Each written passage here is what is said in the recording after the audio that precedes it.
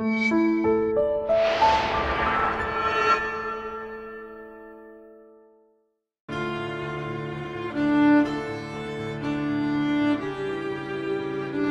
everyone, welcome back to Batmania. I'm Captain Logan, and today we are tackling Batman from 1980. That was not the worst bubbles I've ever heard. I think mine's a little better. I wasn't trying to do any specific voice, but it was cool. And I'm Bubbles. Anyway, today we're doing one of my favorite movies of all time. It's Despite Itself. It's as much Batman. as it tries to make itself not. That's right. It's Batman from 1989. This has a special place for me and Eric because we have done not one but two commentaries, or this will be our second. This will be our second. We have done this before together. Have we ever watched this movie together in the same place? I don't think we have. No, because shortly before I moved here, you had gone to the cinema with Jason to watch it. I got to see it in the big screen. And you have watched it since I've been here. I have. But not because it's 89. I watch this movie at least once or twice a year, yeah. But I had that with Shane Black's entire catalog. And I don't know why I watched it recently when I did. Maybe I was just... Jason wanted to watch it. Maybe I watched it by myself. I don't remember. I think it was by yourself. But I think, if I'm remembering, it was a day where they were all out of town and I was at work. And I got back and you're like, so I watched 89 today by myself. Yeah. It gets worse and worse every time I see it. Yeah, yeah. I used to think this movie made sense. So I thought, or at least certain things, we'll talk about it. So when I was a kid, I thought this was the greatest movie ever made because it had clever dialogue. And I thought that's all you needed to be a great movie. And of course, this has been a point of contention with me and you for a long time. You've always said you don't even like the script very much. And, well, I've never read the script. You've read the script. I don't like the dialogue. Well, yeah, but you've listened to everything that's in it. You know what I mean? Well, yeah, but the script and what's said are not always the same thing. No, certainly not. But everything I like that's in the movie is in the script. I just want every time I say something... everything. There's maybe some ad-libs here and there, but I'm just... There are lines I think are great that you don't think are great. I really want every time I say something bad about this movie, we just cut to... what's his name that wrote this movie? And he just goes, I wasn't there for that day. Was that Sam Hamm? Sam Hamm, yeah. That's a real inside base, but you have to have watched the special features for Batman 89. I'm excited I knew what the man's name was. Anyway, so... he wrote an article for Batman. He created Ducard. So we're going to jump into this. This time, I am not going to be saying every line of dialogue as we watch it. That's going to be difficult. There will be some I won't be able to help myself. Just like with Batman 66. I was... So, if that irritates you, I apologize. But just remember, this is a loose...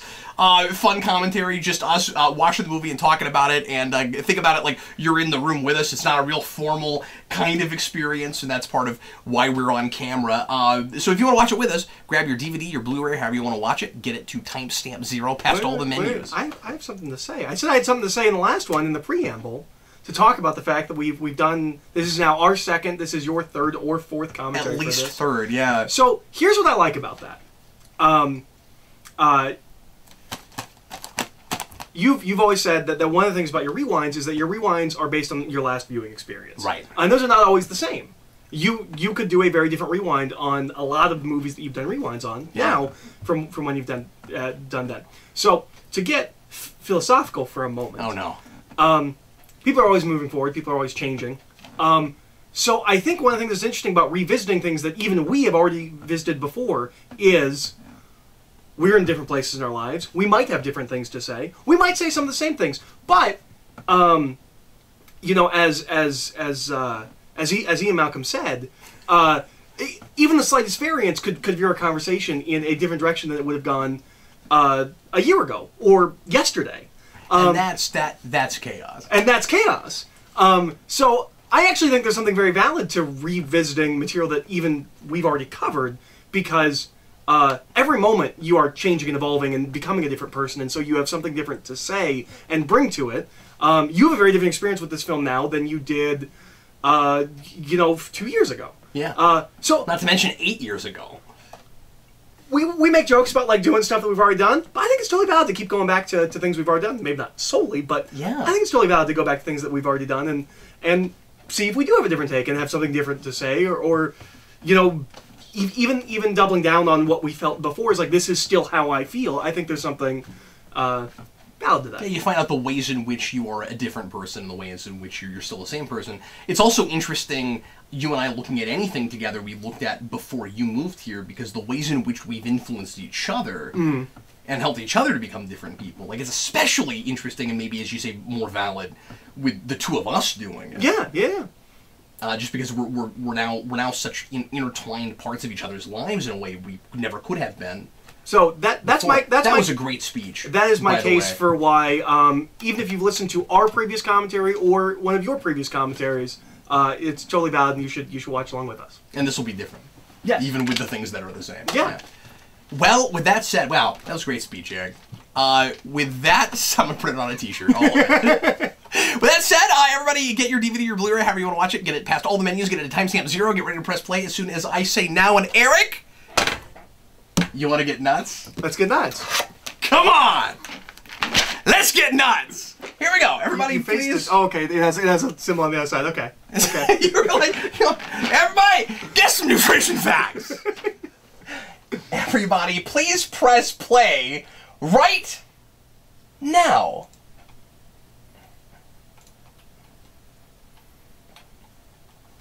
Now, I have probably said this before and in a commentary. Music gives me goosebumps?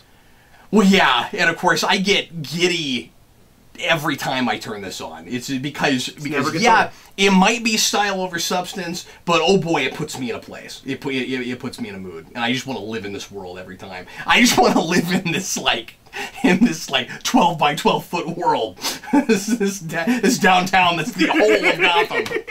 But anyway. Really, do you want to get nuts? Yeah, I'll have some nuts. Nuts are good. Anyway, I like nuts. Who doesn't like nuts? Hold on. Anyway, so one of the we promise is all we're eating. Yeah. We're not gonna eat through this whole thing. We promise. I've done stuff like that before, and not a good idea with nuts. You're just constantly eating. Yeah, nuts? Yeah. Like I just had like a thing of nuts, and I just kept eating nuts because I was bored watching movies, something like that. Pat Hingle, star of the show! Yeah! Oh, Billy D. Williams. Billy D. Williams! My favorite eventual villain that didn't get to actually be a villain. Oh, I totally was starting something. Yeah, but it was something you'd said before. Yeah. God, what was it? Oh, I know what it was. It's impossible to do in a commentary unless we were able to, without fear of copyright flag, put together the video ourselves and you could watch it actually on the movie on the channel, but I still hate watching this without the commercials before on the VHS tape. I just hate it. I need the Diet Coke commercial. I'm pretty sure that's something that we discussed in our previous... Is that a thing we both have? Yeah. Oh, yeah, no, Eric, these are words I live by. You can't watch a Warner Brothers movie without a Warner Brothers ball cap. I agree. So, here's where I'm going to be contradictory, hypocritical. This also was one of the movies, and this might be the only other Batman movie that made my top 10 intros. Anyway, sorry. Because I hate the Spider-Man intros. I hate them. They're too long. They're not showing you anything. I love this intro. I absolutely love it. You know what's interesting? This one's not as long. First of all, Warren Scarron, he's responsible for everything you don't like about this movie.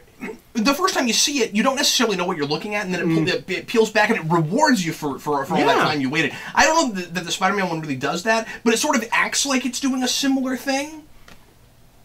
I mean, that also made my top 10, and Eric didn't agree with me, but... No, I don't like any of those. The matte paintings are incredible. It's interesting, as you get away from this film... or get away from your childhood further and further and come back to this film. You like it less and less. That's not what I said. That's not, I don't like it less and less. I find it more and more difficult to look at on any kind of a story and character level. Sure. But I don't think I ever attempted to do that when I was a kid, really. It was all about the atmosphere. I don't know. I like this movie more.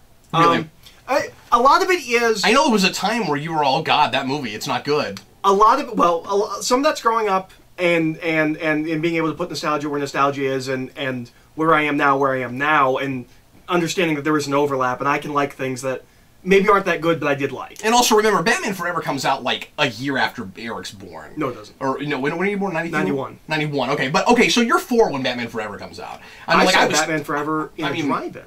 But I mean, I was 12. Like you already had a lot more things to compare it to than I did. Is all I'm saying. I think a lot of my dislike of this movie is due largely to The Dark Knight, and people jumping up and down and screaming that this movie is just as good or better than The Dark Knight and all of that, and they are incomparable pieces. They are not in any way trying to accomplish the same things. They really are, and so I think I certainly have had a period of time in my life where I really didn't like this movie because it's not as good as Dark Knight, and people keep trying to tell me it is.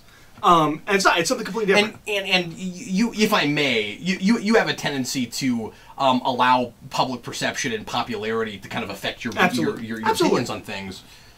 And I mean that's fair, but I'm saying and that's a fully animated thing, and it totally works for this material. Like, it doesn't look real, but it fits in this world.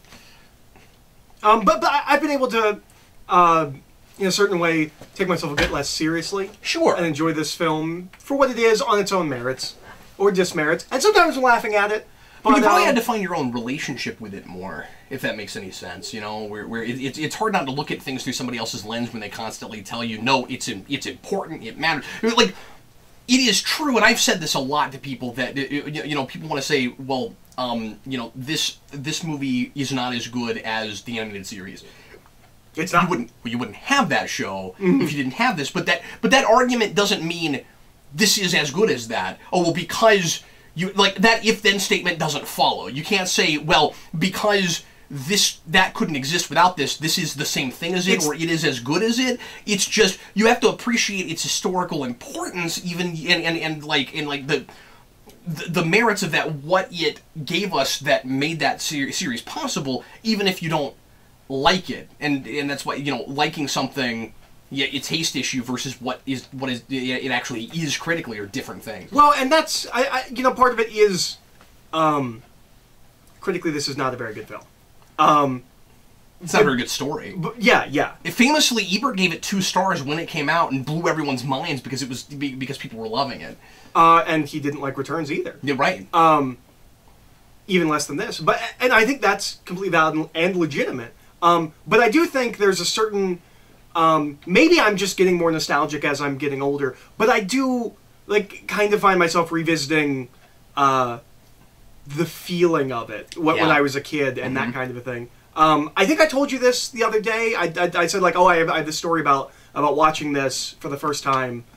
I'm Batman. Every movie did it until Dark Knight. Yeah. Have you ever seen, the trailer for this? You've seen the trailer for this? Yeah, sure. His delivery of I'm Batman is so much better than the trailer. Is it? It's been a long time since I've seen that. It's rougher and more raw. I really like it.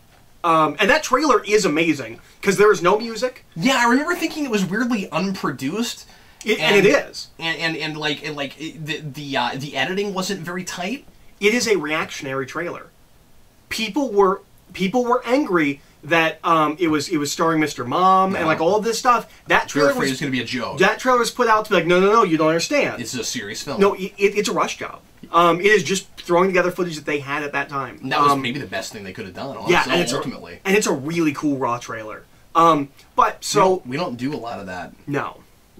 The only thing that's even riskier and cooler than that is when the trailer is just somebody in the movie telling you about the movie. I love that. I love him as Harvey Dent. I wish he got more, and I wish he got to be Two-Face. And so doesn't everybody. Yeah. He got to be it in Lego with 3 lines. Yeah. But it was cool of him to do that. So my story with watching this for the first time, which I told you the other day, you already know this, but I was like, I got a story for when we do the commentary, and you're like, well, just tell it to me anyways. There's no second I'd use it in a night. I can use the little break. I use an app, so go ahead. So when I was a kid, one day we rent this movie. And I believe I do see Forever before... I know I see Forever before this. Yeah. So I actually... I'm going to backtrack my story a little bit. So when I'm a kid, one day we go to the drive-in. My parents don't tell me what we're going to go see. And then the Batmobile winds up, and it's Batman Forever. which is the only memory I have of that night, and I would have been like 4. So that's, you know, fair. But then one day I'm hanging out at a friend's house, and they have a movie that's a taped VHS that just says Batman, and they put it on, and they said it's. I was like, what Batman is that? Because I knew the animated series existed, and they're like, well, it's the real one. And I was like, does it have the Riddler? And they're like, no, it's got the Joker. And I was like, I don't know what that is. So I see the beginning of this movie, and then I have to go home. So I believe maybe in response to that, we rent this movie, and we rent Beetlejuice in the same night. We watch them both in the same night. And my mom tells me that it's Michael Keaton is, you know, both of them, and I can't see it. He can now. I can now. He gets it. Yeah. I couldn't. Like, I tried to find Batman in Beetlejuice, and I couldn't. So I watched both those movies, and the next day there's enough time before we return the VHSs, because you only get one night rental for VHSs. My mom said I have enough time to watch one of them before we took it back, and she was like, which one do you watch? I'm like, Batman. And they're both somewhat disturbing in their ways, but Beetlejuice is a great deal more disturbing. I love Eckhart. He is just the most sarcastic. So that's really interesting. What? Whatever that building is, it's Jewish. It's got Jewish symbols and a Star of David in it. Mm-hmm. This is not shot on location. They intentionally made that window have Jewish window decorations. I don't know what that means. I think that's interesting. Never noticed it before. But yeah, looking at just regular general stereotypes, there's a couple of things it could be. Maybe like a sandwich shop. Yeah, it looks like there's meat hanging in the window. Yeah. Crack that mystery. Oh, is that where he gets the sandwich? Maybe. Because excuse me, Jack walks up and says, "I brought you a snack." Maybe it is. Maybe that's where he gets continuity. It. And then he puts the money inside the bread. It's critically getting better. Yeah. There are things that follow. I love drinking Drino.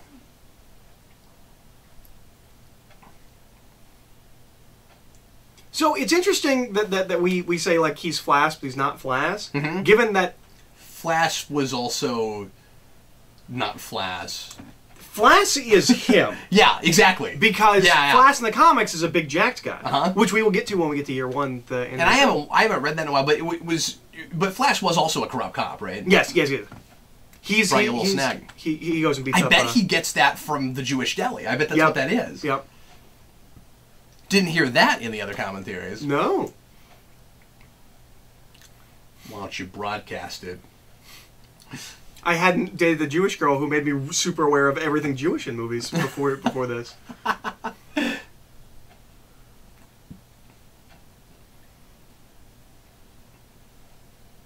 So throwing around the future, think about the future, is one of the few things that Prince was actually looking at when he made his soundtrack. Really? Because clearly, because he's I've seen the future and you will be, and then.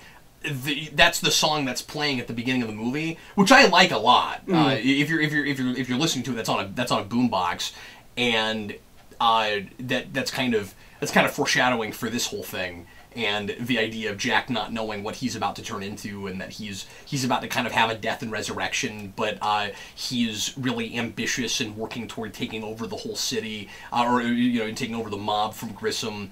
And that will happen, but not the way he thinks, and he'll kind of turn into a monster, a lunatic. But then, of course, people always say, well, he already kind of is. So how is he really all that different? And that's a real fair criticism, but that's what it's trying to do. But anyway, when you listen to Prince's soundtrack, a lot of stuff that just doesn't have anything to do with this movie or ideas in it or character stuff, anything. I don't know what Orange Crush is and why it's here, but it's not a bad song. I love that soundtrack. There are a couple songs I always kind of want to skip, but we should do that at some point. Okay, I'm sure I made this joke in the last commentary I was on. Bob Kane didn't actually draw that. Bob Kane definitely did not draw that. Right. But we know he was on set. He at the very least signed it. Yeah, that's his signature. But like everything with his signature on it, he didn't do it. I'm not completely sure that you're right about that. I think he actually probably did draw that, but... Well, if you've ever seen his art style, it's not that detailed. Like, that doesn't look like a Bob Kane drawing. Well, sure, but this was a lot later, and he hadn't been drawing anything that had been published in a while, so maybe he got better. That's possible. That's possible. Yeah, we all know you hate Bob Kane, but we don't know for sure. You have said to me so many times that he didn't draw that, I have taken it as fact for a long time. As we're watching this, wait a minute, I think that might just be a thing that Eric keeps saying, and he may have actually drawn that. It doesn't look like a Bob Kane piece. And it is well known, even during the early days of Batman, he would hire artists and put his name on the artwork, even though... That's why a lot of the early Batman stories, we don't know who drew them. Even in trades now, they're not credited artists because we don't know who did them. Yeah, I know that, but he might have been on set that day and drawn that. That's all I'm saying. I'd love to know where that is. Yeah. I mean, there are a lot of props and things from movies that I'm always pointing out, but like I pay good money for that, you know. Oscar award winner. So Kim Basinger. Would you agree? Yeah, I guess we can go to Basinger for a minute. She's as anybody that's looked at the history of this movie will know, of course, there was another actress that was supposed to play Vicky Vale who also auditioned for Catwoman after for this. Returns. For Returns. I can't think of her name is. I can't write She's in Blade Runner. But she should have had more of a career than she did. She's a good actress, and she just got hurt and couldn't do this movie. And so Basinger was flown in at the 11th hour, and everybody was really impressed with the kind of performance she gave and how memorable she was. And I agree. I think she's great in this. Do you? I was going to say I don't see it. Interesting. And maybe some of it is once again just I've seen this movie a million times. I think she's a real filler Bond girl. Like she could have been anyone. I mean, she was a Bond girl. I don't know what she brings to this outside of any other actress. I feel like anyone could have done. I always part of it is the role. I think anyone could have done that role. That's true. Anybody could have done that role, but I think she's got an affect about her that again is memorable and kind of charming and I don't know. Growing up, I always thought she was really pretty, and I don't know. You know what wouldn't be in a movie now, no matter how dark and serious it is, or at least a superhero movie, like a mainstream movie? Sugar bumps? Yeah. I don't care if you're a filthy mob boss. That's not in the movie. They wouldn't say that. So, would you agree if I were to say that, and maybe if you made, let me amend this before I've even pitched it, maybe if you made it this heightened and outside of any particular time period, you could get away with it. But if this were actually really the actual 1989 and didn't look like, you know, a hobbled together bunch of different time periods, wouldn't you say that this would probably be one of kind of about the last time you could get away with people thinking that Batman really was supernatural, like a monster? You know what I mean? Like we're still doing that. I don't think in this day and age you can get away with that as much. Yeah. In the age of YouTube, I mean, Begin still kind of goes there. Well, but there's fear gas involved and stuff like that. Well, no, but people are. But remember, you got that scene with and we'll get there. But you had the scene with Scarecrow where that henchman is like, "Do you really think you can fly?" You know, you got that whole thing. Yeah. I guess you're right. I guess they're still doing that, but that's also a world outside of time. Yeah, and I like that. Well, it's interesting. We'll talk about it, but Begins is a world outside time. Dark Knight is not. Yeah. And that's interesting. Certainly not as much. So Jack Palance is in this movie for like 3 scenes. Yeah. Jack Palance is great. And I don't know if it's intentional or not, but if you went backwards and made a serious Batman movie, Jack Palance would have been a great Joker. And I don't know whether that was an intentional thought process in casting or not. I don't either. It's really hard not to think they just went to him because they're both named Jack and they wanted some star power. But this is another one. As many Jacks in our movie as we could possibly have. It's not like they sold the movie on him or anything. No, but they did sell the movie on Nicholson. Right, of course.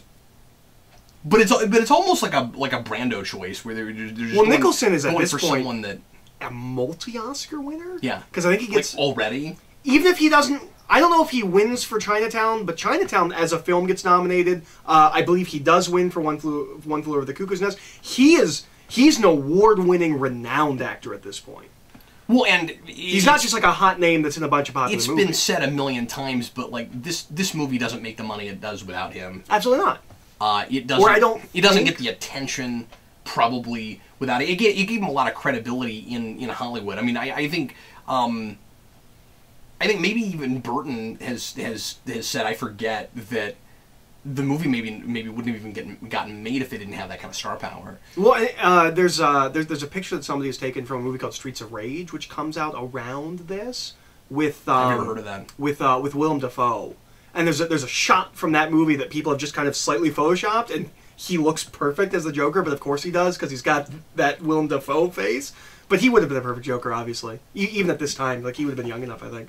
Not saying that we shouldn't have gotten Jack. Like, as you said, the movie might not get made without Jack, but... Never had this thought before. Interesting that at the end of the movie... And like, I'm always trying to grab onto ideas and symbols and things in this movie, and a lot of the time, they don't really pay off, and I don't even know if they're there on purpose or if we're saying anything with them. But it's interesting that at the end of the movie, you have Joker taking advantage of Gotham's greed, and we have Bruce Wayne having a party with gambling. I never really put that together before. Yeah, Ghosts and Goblins. I've always loved that line, that delivery. Yeah, I like that too. The ghosts and goblins. But there's probably something to that. Yeah. Right? That there's this... And all the important people are here. Yeah, there's at least this motif, this through line of... Or it's supposed to be all the rich people are here and all the poor people aren't here, and this is... I don't know, because the movie's not actually saying anything about greed. Mm-mm. There he is. He's on your staff. You don't have someone that you can have that reaction to on your police staff. Well, and we just don't flesh that out. I mean, like when you go back to Begins, you obviously have a commissioner who knows he's got a bunch of corrupt people, but then he's also not totally above board either. But then when you have Gordon actually, as the, or even before he's the commissioner, he also knows that he's working with people that aren't above board and there's nothing he can do about it. We just don't flesh it out. We're not... Yeah, because here it seems like a completely competent police force with Eckhart in it. Yeah, no, that's true. It doesn't seem like the police department is corrupt. Yeah. It doesn't seem like if you don't play ball, someone will axe you or something. Mm.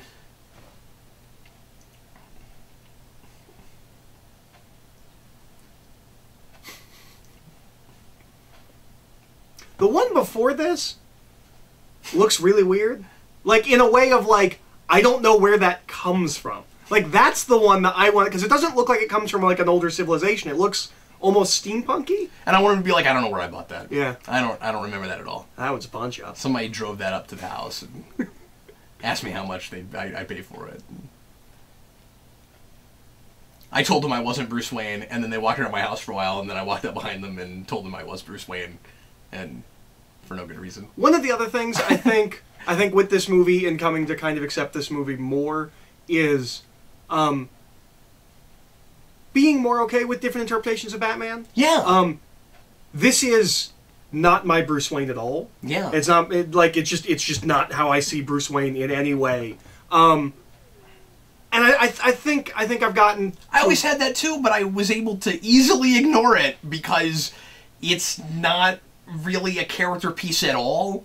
And Bruce Wayne, I mean, I know we often talk about, and there are a lot of iterations, especially animated series, where he's Batman first before he's Bruce Wayne, and Bruce Wayne is just is kind of more of the mask, and when he's Batman, you feel like he really is himself.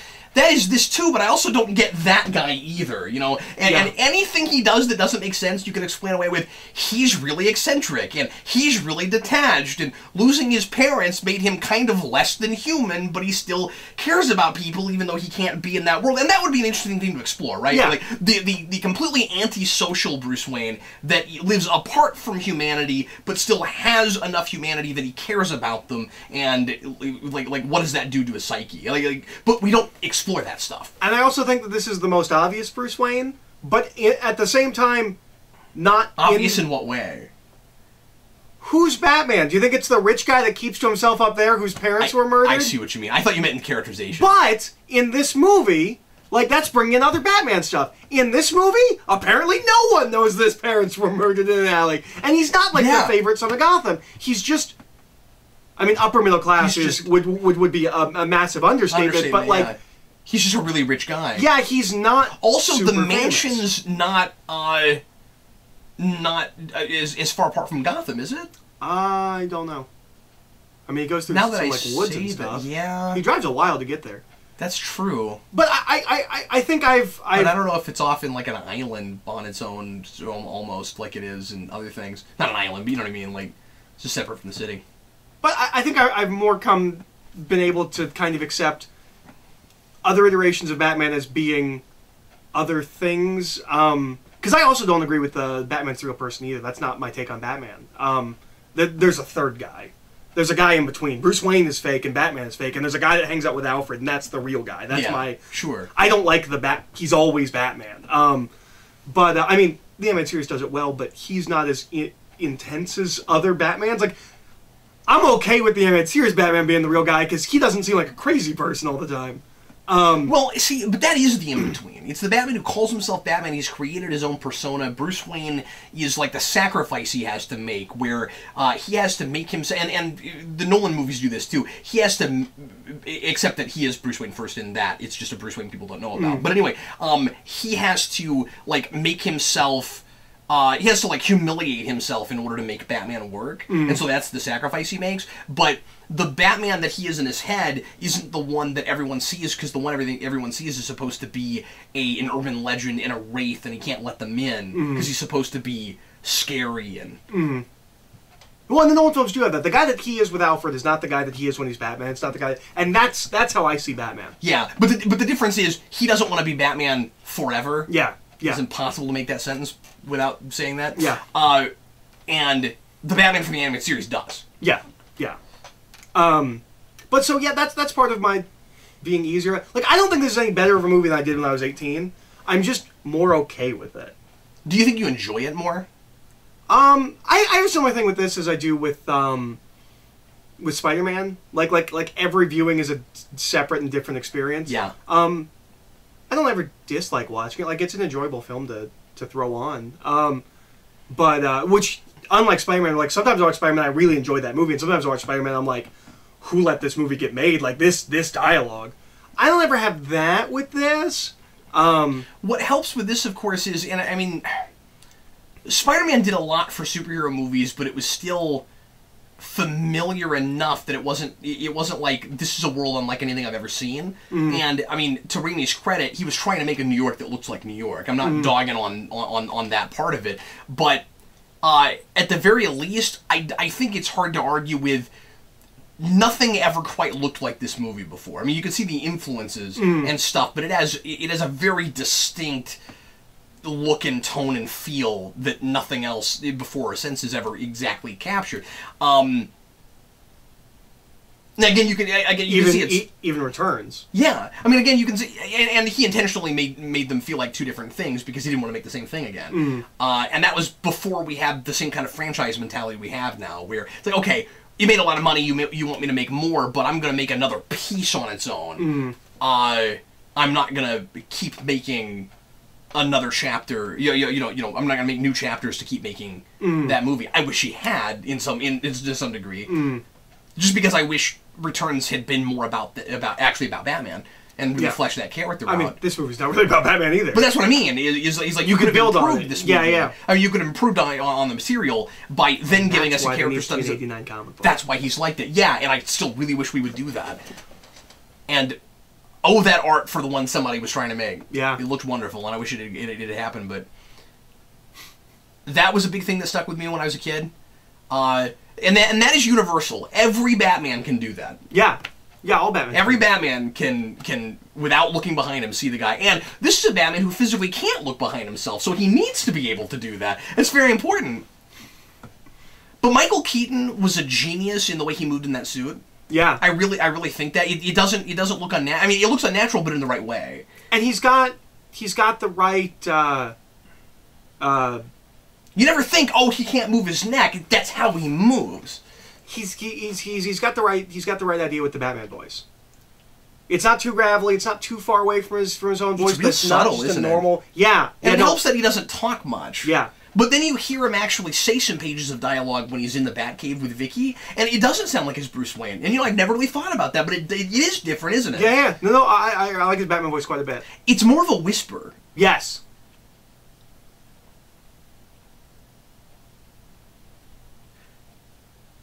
Yeah, the thing I love about it is how detached it is. But wouldn't it be interesting if you got to know the Bruce Wayne and you understood why he was that detached? I don't mean that it should just be a front he's putting on. That, like, he pretends to be detached. I like that take on it. I like that idea a lot. Mm-hmm. And I like the idea that it's not necessarily just his lack of upbringing from his parents. And the thing is, you got to be careful not to throw Alfred under the bus because he's supposed to have done a good job. But then why did this guy turn out like this? So that's a big question. I want it to be as much about his isolating himself and being in this rich upper class where he doesn't really see the way like the rest of the world lives. You know, Do we know if this Batman traveled around the world? No, we don't. You have to assume that he probably didn't because he seems to get along with just gadgets. Yeah. And skill. I guess he's had some practice at stuff. But it very much is the I'm Batman thing. I think there's we're not supposed to question that, and it's important to remember that very few people, except for big comic aficionados, would have seen this movie and thought anything about that. Yeah. Well, and we were just now doing that story, right? Which story? I mean, like figuring out Bruce Wayne going around the world training, no, that or had there been some of that definitely exists in the 70s, if not before that, because we touched on that with like. Because I thought that's what, but I thought that's what Legends of the Dark Knight was in '87. I thought that was that first arc. What is the first arc of Legends of the Dark Knight is it Shaman? God. Yeah, that's right. That's right. Okay, I thought right around there we were doing something. Now, right after this, Sam Hamm does write a story called Blind Justice that is where Ducard comes from. I was just remembering that wrong. Okay, but no, Batman. Before this movie, Batman has traveled around the world and trained and learned things from. Well, I can't remember what year one gave us. If it has mentions. Year one has him getting back from the training, but we don't see much of it. And I want to say, like, we know he was training. I want to say going back maybe to the early Batman comics, like there's always a sense of I traveled the world and learned from all the great masters. So, the hand shot is a big villain trope in superhero movies. I love it. I talk about it all the time. It's impractical and never makes any kind of sense. So you have a guy who is buried underneath either water or rubble or, in this case, deadly toxic chemicals. And instead of gasping for air, trying to get up to breathe, he puts his hand up as if he knows there's a camera there to show us how he's mutated. I believe that goes all the way back to serials. Yeah. I think that's and you see it in comic pages all the time. Yeah. The big two I always think of are that and Shredder. Yeah. There are many more. But an interesting note that apparently Sam Hamm's original... one of the funniest scenes in all of cinema. Yeah. Can you pass the salt? Eric and I make fun of this scene all the time. There are two scenes in this movie that Eric and I are constantly doing. This is one of them. We'll get to the other one later, and we will probably just do it up to our heart's content, and you'll just have to let us be self-indulgent and roll with this. The weirdest... Sorry, I gotta talk about this scene. I love this scene. The weirdest line that makes no sense. Did you have trouble finding the house? She was just there at a party. Now, again, I want that to be part of his, like, being really detached and not thinking about people and things you see. Like, he's just trying to make conversation. I think there are things going on here that the movie is not communicating. Do you like it in here? Oh yeah. And this is us finally trying to give him a little bit of personality and a little bit of a sense of humor. It's also when Michael Keaton starts coming out. That's right. That's right. But and he starts doing comedy with his eyebrows. Apparently there is, I don't know if it's a pitch or an earlier draft, but Sam Hamm has said, I don't know if this is anywhere, but Sam Hamm has said he wanted to do a year one story. Not necessarily adapt year one. He wanted to do a Batman becoming Batman. He pitches kind of begins. But like in this continuity, like it was going to be a flashback movie, or before this. Instead of this movie. Instead of this, yeah. Yeah, and they said no one is interested in seeing how Batman becomes Batman. They just want to see Batman. And you know what's so ironic about that? Obviously, most studios want you to go to origin. They're like, their audiences are stupid. But not too far after that. You know what I mean? I mean, most superhero movies are origin movies. And even Superman was an origin movie. Right, but following this, you're looking at stuff like The Shadow, The Phantom, Dick Tracy. None of these are origin movies. Sure, but they also I mean, those are all movies that are influenced by this, and Phantom less so.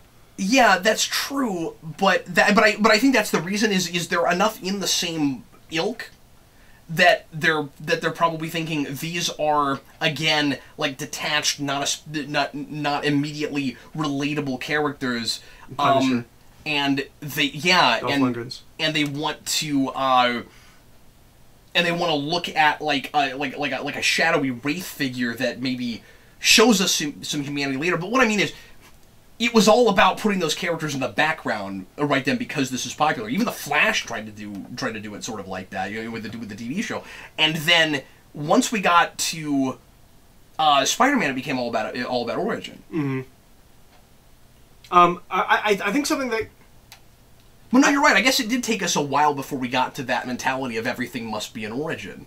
Well, and there's no surgery. Just a big sign that said surgery.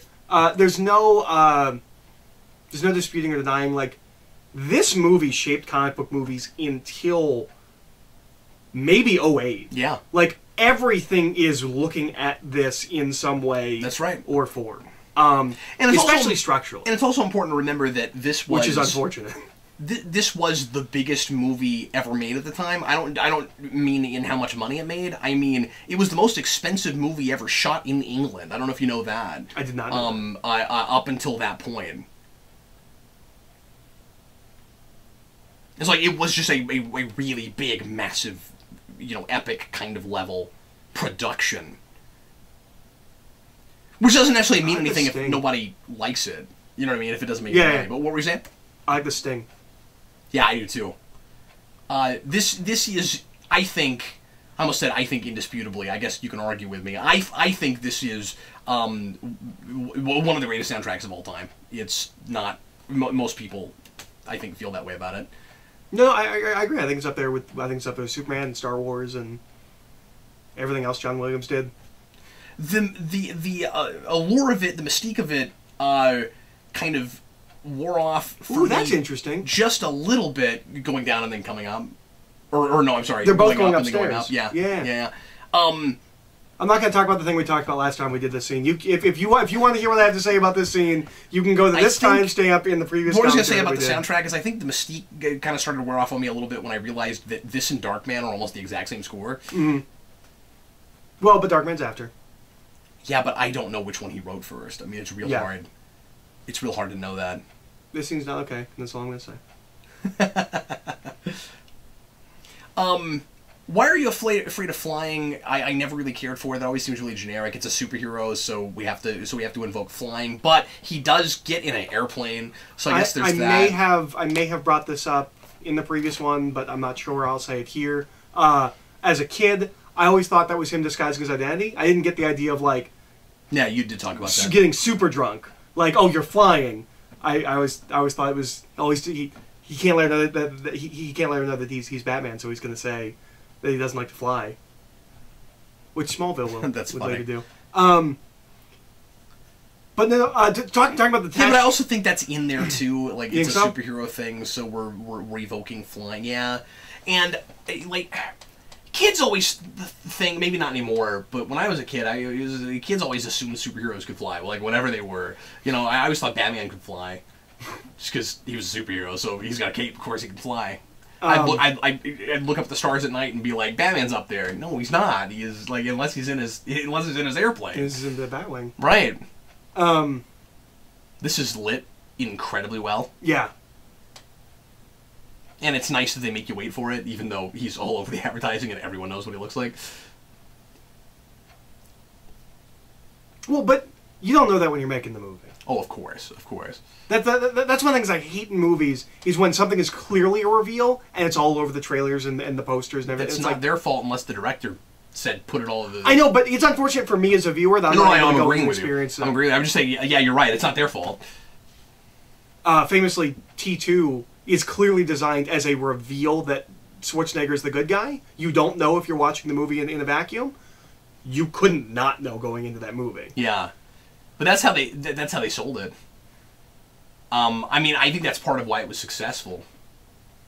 Yeah, they might have been right about that. Yeah, and I also always got the feeling Schwarzenegger wanted them to advertise it that way. because he wouldn't even do it unless he got to be the good guy. So I bet he wanted people to know that going in. But anyway, this movie.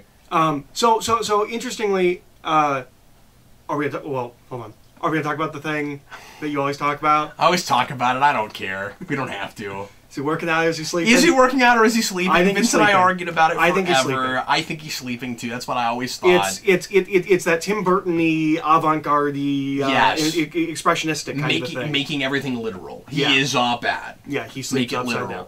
And one thing I really respect about that is it's really easy to do Batman without the Bat idea being a motif at all. It's really easy for it to just be a logo, just an icon.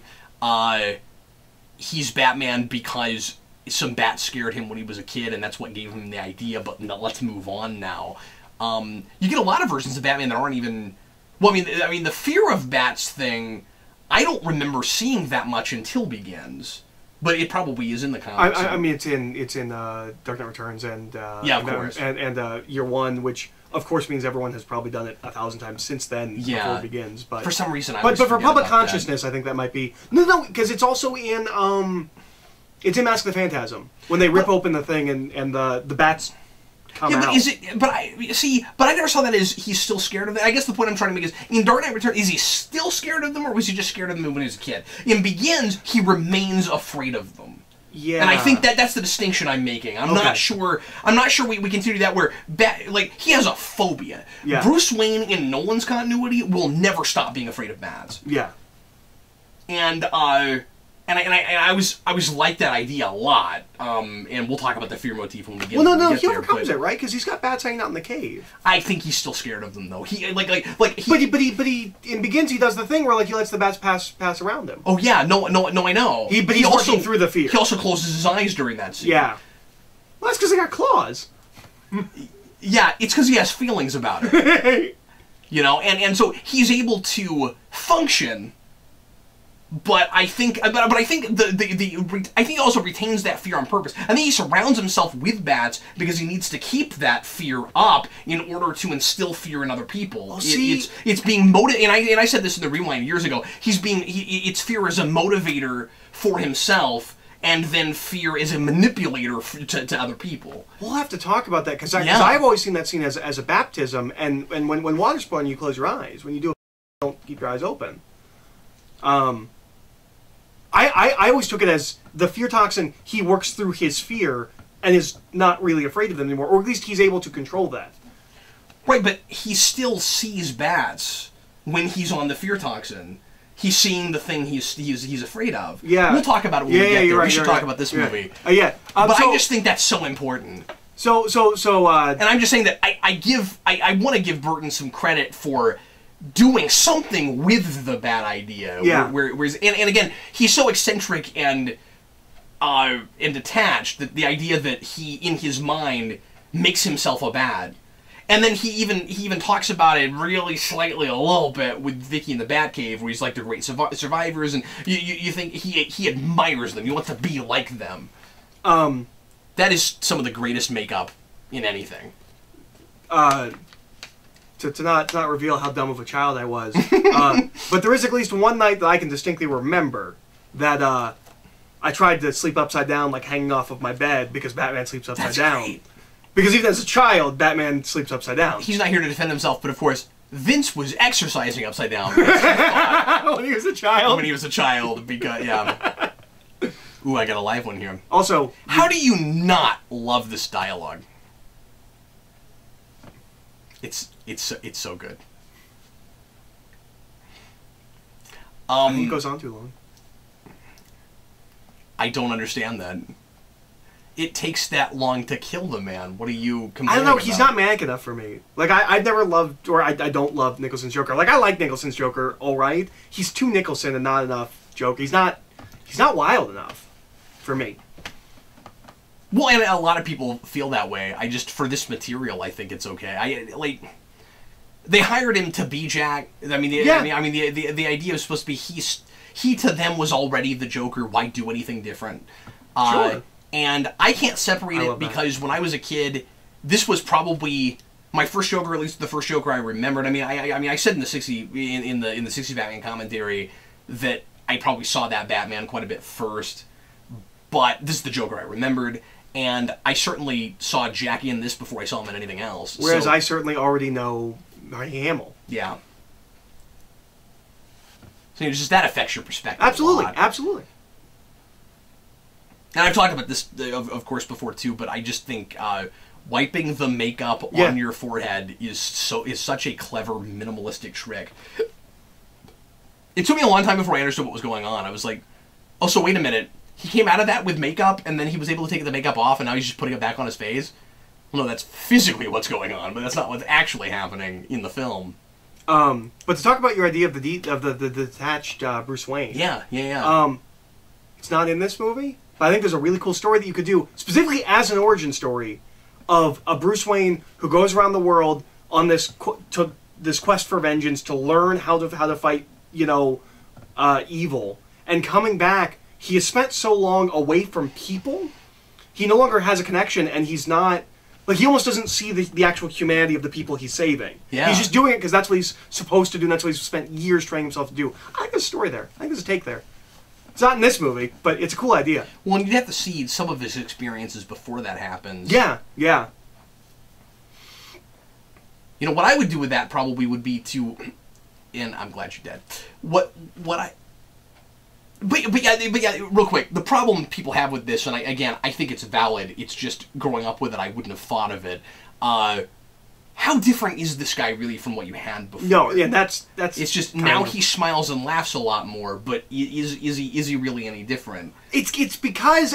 Was he maybe more calculating before, and now he just does things? Is that supposed to kind of be the idea? I don't know, because I don't know if this script is supposed to make me think he has a plan altogether. Because I'm not sure what his overall plan really is, especially because it gets real muddled and convoluted when he tries to explain it to Vicky in the museum. We'll get there, but it's this, and suddenly it's this, and then suddenly it's greed, and it's like showing Gotham their true face. But before it was about doing art.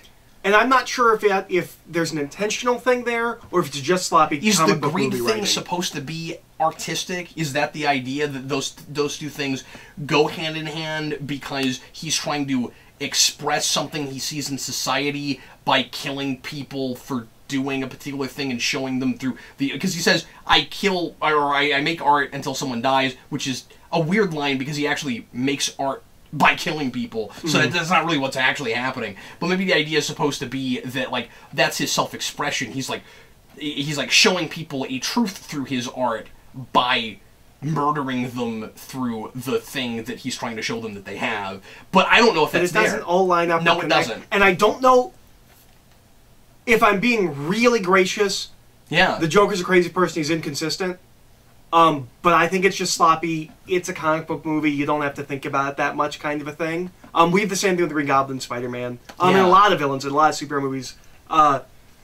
It doesn't really matter. It's about the feeling. It's about having the set pieces. That's right. And I'm just not sure which it is. And I think it's the latter. I think it's just kind of sloppy. You're not supposed to think about it. It's a fun movie. And I also think that there were a lot of comics at this time that were that kind of style over substance. Absolutely, absolutely. Well, I mean, not even just style over substance. Before '84, you go to a lot of comics. Just not necessarily coherent. It was more about the art than anything, certainly. Well, but even the stories like the even the best stories of the '70s, to some degree, in that issue-to-issue format where you're trying to tell stories, especially over Marvel, but each issue of stuff contains story. When you sit down and look at when you look at the whole plot, I'm sure that some of that stuff does not actually make sense. The character stuff probably tracks, but I bet you there's a bunch of Claremont X-Men that's just like... needed some revision. Yeah, exactly. But what I was going to say about your early Bruce Wayne idea and his being out of touch, if I can remember what I was going to say about that, is... and one question I gotta ask is, I don't know why Joker puts on a different outfit in the scene. I have no idea what that's about. It looks cool. I like it. I love that action figure, but I don't know why he's doing that. But anyway, no, I would. And there's a cover where he's wearing something like that for Death in the Family. Oh, And it's a Mignola cover. Death in the Family or Death of the Family? In the Family. Oh, interesting. Okay. Yeah, the one that comes out like right before this? Yeah, yeah. I just didn't Yeah. know. Oh, wait. Maybe I know what cover you're talking about. I don't know. I'll show you after. No, it's cool. And you either go, oh, I've never seen that before. You go, oh, yes, that cover. I'm gonna see if I can remember what I was gonna say and get my thoughts. Sorry. No, it's totally cool. I just I had a cool idea, but I don't know if I remember it. I'll try to remember it. So anyway, mimes are scary. So I have everything about the mime after you. I was thinking if you did the idea of Bruce being, you know, that out of touch, what if you had? What if the idea was that early on he like I don't know, I can't remember what it was. I'll think of it. Go ahead. I don't like the mime. You don't like the mime? I don't like the mime. Because Joker never has anyone else in his group that is like themed like him. Like in the animated series, like he has clown people. Mm-hmm. All of his none of his people aside from this scene dress like him or like have like a mimey Joker, you know, clowny motif. Yeah, I don't know why they suddenly do. It's almost like he hired them from a kid's birthday party. Yeah. Or something. That's. I want him to be making some kind of a point with that. I don't know. I don't think he is. I don't think he is either. But that's a line that's designed for a trailer. I don't mean in a bad way. I mean that's just a really good line. Yeah, sure.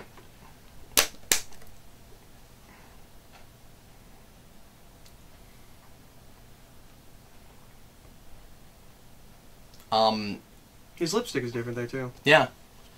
Which doesn't make sense if he was bleached that way. So, she clearly didn't see exactly what was going on there because her line should be, "Oh my God, that bullet bounced off your shoulder. Are you okay?" I'd like to know how much Kevlar he has underneath that, and if he's actually wearing a Batman tunic or not. I wonder about that. I also wonder why, and I've talked about this, he doesn't even flinch, so he's got to have some kind of training of some kind, because even if you were protected, that's amazing. Mm-hmm. Like, that didn't even faze you when you got hit in the shoulder like that. But why is it later on he doesn't have Kevlar when he gets shot in Vicky's apartment, and he has to, and he, I want to just carry party favors everywhere and just do that at random places. But then he has to like protect himself with a metal tray. Why isn't he protected like that all the time? I don't know. I don't understand. I have no answers. Someone needs to explain this to me. The thing that we were talking about earlier with the Joker and with how he's not that different before and after. Yeah. I think part of the problem, one of the biggest problems, and it's a scripting problem, we keep getting told how crazy he is. Yeah. Don't do that. Because I don't even know if... Maybe he does play it differently, but we keep getting told he's crazy. It's like, okay, so the crazy guy is crazy. Well, and then the question is, besides just the fact that Jack has this really wild out there personality, and by the way, it could have been interesting to more specifically compare the two characters because he's also a real out of touch person, clearly. But, like... What is it that he does exactly that is crazy besides just he seems kind of out there? Yeah, I have no idea. No, but I'm saying before he's the Joker. Yeah, I have no idea. And people always say, look how crazy he is. I'm with you that something's not quite right about it. It is kind of off, but they don't seem different enough, but I think it's just because we can't relate to him. But is he really doing anything psychotic? Not as far as I can tell. At the beginning of the movie? You know, he's a mob guy, he's working with a corrupt cop, he's sleeping around on the mob's, or with the mob's girlfriend, and he's trying to take the mob over from that guy. He's just a sleazy gangster guy. I don't see how he's crazy. Yeah. And so if you look at if you just look at the works, if you look at what he does before and after, one of these guys I'm not saying he's normal, he's a bad guy, but one of these guys seems to be lucid and logical enough, and the other guy is a crazy person. So it's something about the performance that has people going. And again, I even said earlier, I don't want to contradict myself, I even said it's a valid criticism, but it's because I started seeing what they were seeing without being able to articulate it. So once Vicky does the thing where she like looks up. Oh, real quick, I remember the thing. Can I say it real quick? Yeah. Bruce thinks this is not in the movie, but this is the idea. Okay. Bruce at an early age sees his parents get murdered in an already violent city. And it happens early enough that he loses his childhood really quickly. And instead of growing up and wanting to save people so it doesn't happen to any other little kid, I mean, maybe that's the idea. Maybe that's what he wants to do. But his fear is everyone deep down actually is bad because my parents got murdered. So maybe people are just bad. So maybe what makes him detached is he wants to believe in the good of people and he wants to help kids retain their childhoods. And that's like his motivation and stuff. But he's detached from everyone because he's afraid that deep down everyone's bad. He was also scarred by the '60s Batman movie, like me. And that happened too. Yeah. Anyway, that was what I was going to throw out there. So once Vicky does this whole research thing that she's going to do, and that's real easy and typical, right? That he just happens to be going after the exact same girl that Bruce is. Yeah. But once Vicky does the research thing and she finds out that his parents were murdered there, the immediate logical reaction is like, okay, well, it's the anniversary of his parents' death. It's not so bad they blew me off, right? That guy's a cartoon character. Yeah.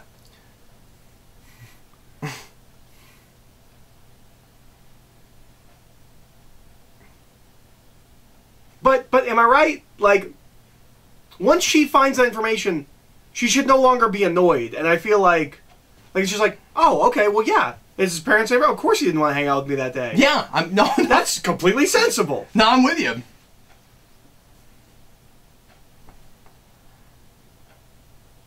I'm glad that it doesn't feel, and again, it's weird saying typical because we didn't have a lot of superhero movies yet, but just for superhero stories and double life kinds of movies, it's not exactly the typical, oh, you have no time for me, you're constantly blowing me off thing that it usually is.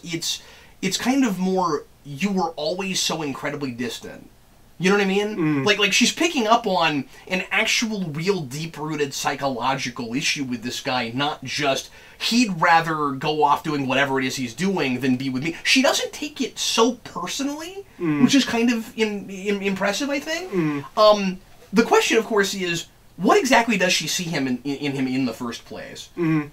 Is it just, he is interesting? Now, what I want it to be is, she can't articulate it and it's subconscious, but what she's actually picking up on is Batman. Yeah, yeah. And she wants to find Batman. And so those two things are lining up for her. Mm. That's what I want it to be. Again, everything I'm talking about story and character-wise that I'm liking in this movie isn't really I think I might be making up. Not totally sure. Power Rangers. And so if I ever did this rewind, or the rewind for this movie, it would be obnoxious. Because there would be so much of 3 paragraphs of, wouldn't it be really cool if this is what they were thinking when they were making it? But I can't be sure that's actually what's intended in the film. And again, I always say a piece can take on its own life, and you can and even if somebody didn't intend something, you can make a case if there's enough evidence. I don't see enough evidence for much of what I'm talking about. Yeah. So one of the models that's listed, her last name's Keeler. Yeah. Is that show? That's gotta be Tyson, right? Like keeled over, like Keeler. Yeah, I bet. I'm sure. Yeah, that's great. The other one was Walker, and I guess if she's dead, she's not gonna be walking no more. Sure, no, she's sure not. That might be a stretch. I don't know. I don't think the Keeler one is. Put on a happy phase. I also like this idea that, like, I fell in this vat and I got turned into this perpetually smiling person, and so I'm just gonna steer into that skid, and like, how can I pretend to not be happy if I always have this smile, and I want to make everybody else just like me. But again, it's kind of surface. There's not a lot of anything about the character that. And one of the things we talked about before with the whole homicidal artist thing is, we see his apartment, and it is very like Art Deco. Yeah, the problem is, that's what apartments looked like in 80s films, so it doesn't feel like... this is real heightened. Yeah, it doesn't feel like that's a distinctly like, oh, he likes art. It just feels like that's what rich apartments looked like when this movie's made. How far apart is it really from what Jack Palance's place looks like? Yeah. So it doesn't feel like that's like an intrinsic part of that character. Also, we talked over it, but the girl laughing at all the horrible things is hysterical and totally works. And she's great. Yeah. Yeah. Maybe we asked this question before. You can still shower. Yep, I know. You don't need to. You don't have to use the products, but you can still shower. It's still a thing you can do. Stand underwater. Use a washcloth. Anyway, maybe you're not gonna be super clean, but you'll be a little bit more clean than you are right now. Also, they all look fine. This is the thing, all main characters do not suffer from... Bruce Wayne looks fine, Vicky Vale looks fine, everyone looks fine, except for Newsek. And I want it to be ironic that Harvey Dent's face looks fine. But, you know. So, real quick, because we're past it now, but the Action News bit, is Action an intentional homage or not? Because it could be. Action? Action Comics. Like it could be. I don't think that's... I don't know, the fonts aren't that far off. I have to look at it again. I like the one of the things I think is really cool about this movie that is not something that we would do again for a long time is the casting of Harvey Dent. We didn't do that in superhero movies again for a long time. Where you take a minor character who will later be important. That's so cool. Yeah. Now, unfortunately, it doesn't get to pay out, but it was supposed to. Like, there's nothing about this that Batman Forever calls back to at all. No, but that's clearly put there in case they want to come back to it later if they make a sequel or something like that. These vents that are in the museum are all over this movie. Like, I keep seeing them in other places too. Maybe that's a British thing. If it's all like British sets, like maybe those are like British fans. Trivia question: do you know the name of the museum? L'Art Resistance? It's called the Flugelheim Museum. Of course it is. Mm-hmm. That sounds like a... There is a sign outside, but we don't see it much, and they built the outside of this. I mean, it's enormous, and they built it. And it sounds like a Dr. Seuss instrument. The Flugelheim. And you don't see it. You don't see it much. I looked it up at one point. I forget. They named it after something. So we... what do you call that? We erode from her sitting down and then her, like, tapping her fingers. How much time has passed? How long has she been... Because there is a... It's a real good question. There's a distinct line between, what are you doing still sitting here, and, I'm a little impatient. And I've talked about this a million times, but the real question is, what is taking Bruce Wayne so long to get here? He doesn't have an engagement here. But then he's going to show up as Batman, and the only reason he would show up is because he got that call. No. So, Joker is the one that makes... Are you going to finally make this make sense? Joker's the one that makes the date. Right. Then Alfred tells Bruce, Vicky Vale says she'll be late. And he goes, I didn't have a date with her. Right, I know that. And that's why he comes. Why does it take him so long? It's a big city? No, I don't buy it. And he comes as Batman, meaning he knows it's urgent. Yeah, but to your question of how long were they sitting there, I mean, it takes him forever to get there. Yeah. I don't buy that. I think that's just a suspension of disbelief thing. It's a big city. It's... I guess, except all the important places except for her apartment in Wayne Manor are like less than a block away from each other. So it already feels smaller. So I'm gonna ask a question about this. That never bugged you? No. And also this is something else you have to keep in mind. It's not that he gets the message. Now I've talked about this every time I've talked about this movie, but it's not like he gets the message when she arrives. He gets the message from Alfred, she'll be 10 minutes late. That means it's before all this. How long has it been? Yeah, it could be hours. That's fair. Hey, at least it doesn't take months for him to get there, like in Beauty and the Beast. Like in Beauty and the Beast. It takes her dad months to get back to the town. Oh, that's true. Yeah, she spends Christmas there. Yeah. Okay, so I have a question about this, and this actually makes more sense in the live action version. That's what you told me. Yeah, they fixed that. So,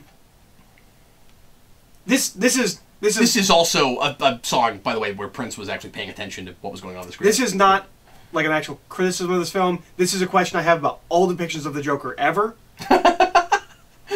what's wrong with these people that they're just going along with this? Like, none of them went crazy too. Why are they all of a sudden like, yeah, we were 50s mobsters, but now we're going to wear leather jackets, we're going to paint stuff. And at the very least... dance around the prince. Well, at first it can just be the money's good enough and he's fun to be around. But all bets should be off when he asks Bob to hand him his gun and shoots him in the face. Yeah. Because once that happens, I do not buy the other guys going off going, yeah, you heard the man, you heard the man. Yeah, no, they should be running for their lives. That's cool, I want that. Man, when I was a kid, could you imagine how cool I'd be if I lit my cigarettes like that? Just that'd be amazing. When I was a kid, I kept seeing that movie or that scene wrong so many times, where I thought somehow or rather he had like the supernatural ability where he could like change things in front of him by torching that. Have I told you this? And I thought that her hair went from one side to the other side, and then it was viewings and viewings before I realized that did not happen. So, do you think... I don't know. I just want to see a scene of him and J.K. Simmons, J.J. Jameson sitting down together, critiquing art together. Crap! Mega crap! Just trying to... Oh, we gotta put that mashup together. That sounds great. Crap. Oh, I don't know if it's art, but I like it. Mega crap! I'll give you $50 for it. Oh, we're doing that. Copyright flag or not, we're doing that. And how has no one done it yet? The artist hat is a real nice touch. Yeah. And that is really cool. I also like that it's completely different material from a suit. I have actually different color. I have actually rented a replica of that suit from a costume shop for a Halloween party. Oh, interesting. So one year I did the Joker. It was a lot of fun. Well, it's an easy Joker to do. Well, no. I mean, I did the face too. Oh, you did the... Yeah.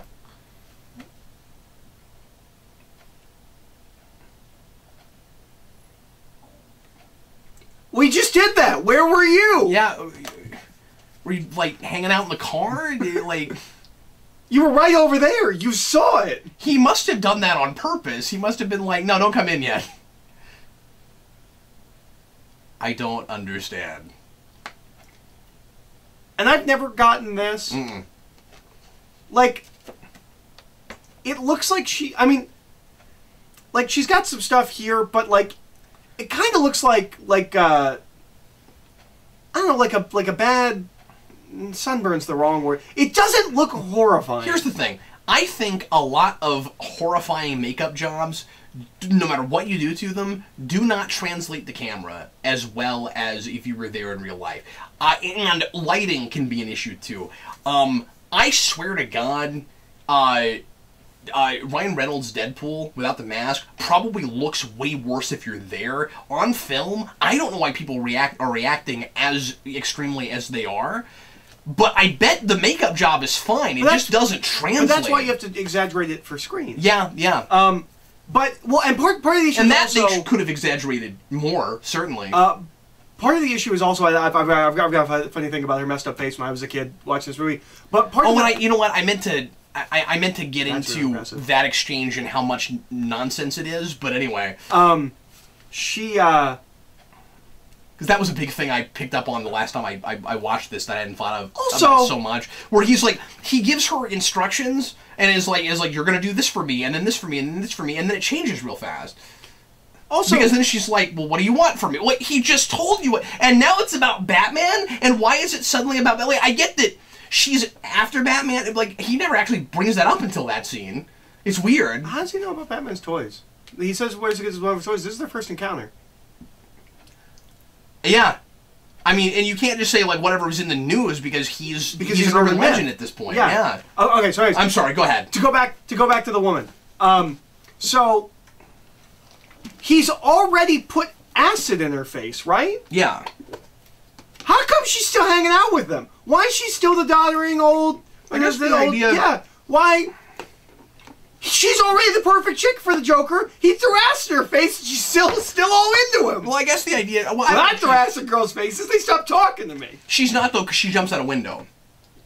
Later. Yeah. But not here. No. But she might still just be with him because he's controlling her. We don't get any of the background of any of that. But just two more things with the one shot of that girl's messed up face. One, you don't get to see her well enough before to get a sense of how her face is changed. We'll just tell people when to pause. Yeah. But like she's kind of. I don't feel like I ever get a good sense of what she looks like beforehand. But also when I was a kid, she's the girl from the very beginning. I know that, but I don't think you ever get like a really good look at her. Yeah, you do. Okay, I'm not with you on that. Okay. When I was a kid, I thought the mask is what she did gets that. right up next to him in that mirror, dude. Yeah, I guess you're right. I always thought the mask was what did that to her. Like that mask that she puts on is what messed up her face. But when you were a kid? Yeah, when I was a kid. Or just now? No, just now you finally figured out that's not what it is. No. But when I was a kid, that's what I always thought. That's so fun about going back to movies like this sometimes when you're actually talking about them. It's like, oh yeah, here's the thing I thought when I was a kid, or this is the coolest thing ever. It is, and it's still great. It still holds up. And Batmobiles have never really done that, and since then, I don't know why we don't have versions that do that. Well, and I'm sure I've said this. There probably is one somewhere I'm not thinking of. But I'm sure I've said this a million times before. Definitively best Batmobile, my favorite Batmobile. It's perfect. And unlike the 60s car, which I love, it does not look like a product of the 80s. It is completely out of time. It could be, as long as you have missiles, as long as you have like a fuselage like that, anything. It's not, yeah. The 1940s onward, that could be built at any time. It's not just like a nostalgia thing. Like, I grew up in the animated series. I don't love the animated series car. This car works. It's my favorite Batmobile. It's so provocative. Well, it's my second favorite Batmobile. I like the 30s car with just the big bat face on it. That's great too. It will always be between that and the 60s car, and they will just be fighting for me forever and ever.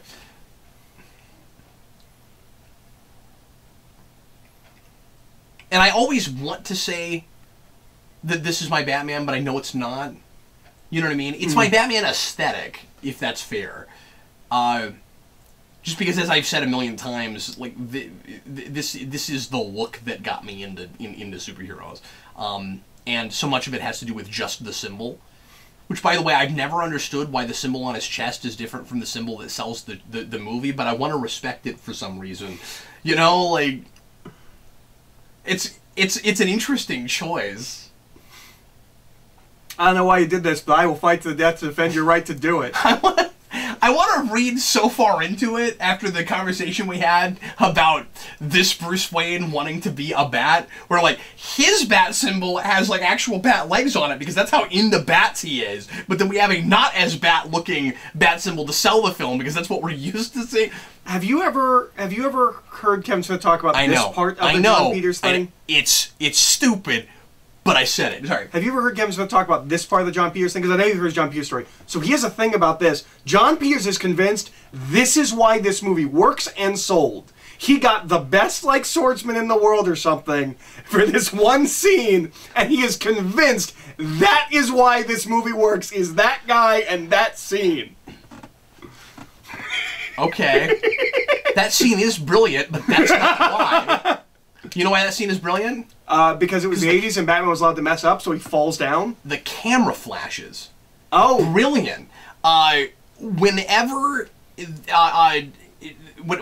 they come to blows, whenever they connect, she takes a picture and the screen flashes, and so it feels when he makes contact. Yeah, and so it feels like it's giving the scene more oomph. It feels like there's this extra impact because the screenplay, like in a really homage to the 60s. In a really stylized movie, you could have that just be a thing where every time somebody hits it flashes. Like animes and things will do that. But just as you said, I was going to also say that I also think it's an homage to 60s Batman. This looks Burton Forest that so fake, and I don't know how intentional we didn't know it is. Yet in 1989. This is Tim Burton. Yes, it is. Yes, it is. But it just. There's stylized, and then there's just, it doesn't look like, it looks like plastic trees, and... But no, I like that Batman, when he lets go to save her, he falls.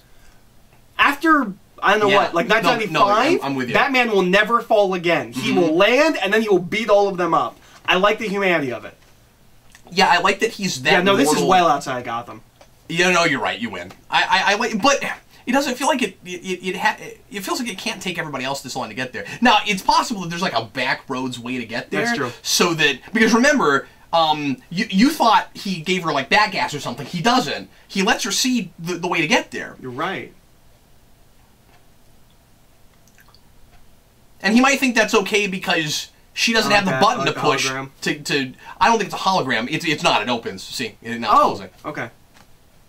He pushes a button, and then it opens. So he might just be thinking, well, she doesn't have a button for that, so no one will ever believe her when she goes to this rock outside of Gotham. And it's like, no, really, there's a bat cave in there! So I'm assuming that's not the way that you get to Wayne Manor. You see what I'm saying? Yeah, you're right. There's some other way to get there. But it still suggests that Wayne Manor is out in the sticks. Yeah. It is nice that there's a road that leads directly to it, though. You don't have to drive through trees or nothing. Well, that's dangerous. Yeah, you just fall right off. I like the worst part about Lego Batman. The first one, I keep falling off the sides. I keep killing myself. I never noticed that before, though. I like how industrial they are. Look at the pipes. Yeah. That's really cool. You know, we don't do this. It would be kind of cool to have a bat cave that's actually not directly under Wayne Manor. It's like a little farther away. We're like if you go under Wayne Manor, you can get there, but it's not actually right underneath it, and then you like have to build like a tunnel system or something. Or perhaps a bat train. Right, sure, a bat train. No, you know what? You know what it should be? It should be like those tube things where like you get in a little car and they're like in Batman Forever. Well, it should be like an airport, like the monorail that goes like that. For some reason, is in every airport where you have to go from one part of the airport to the other part. It should be that. It should be a bat version of that.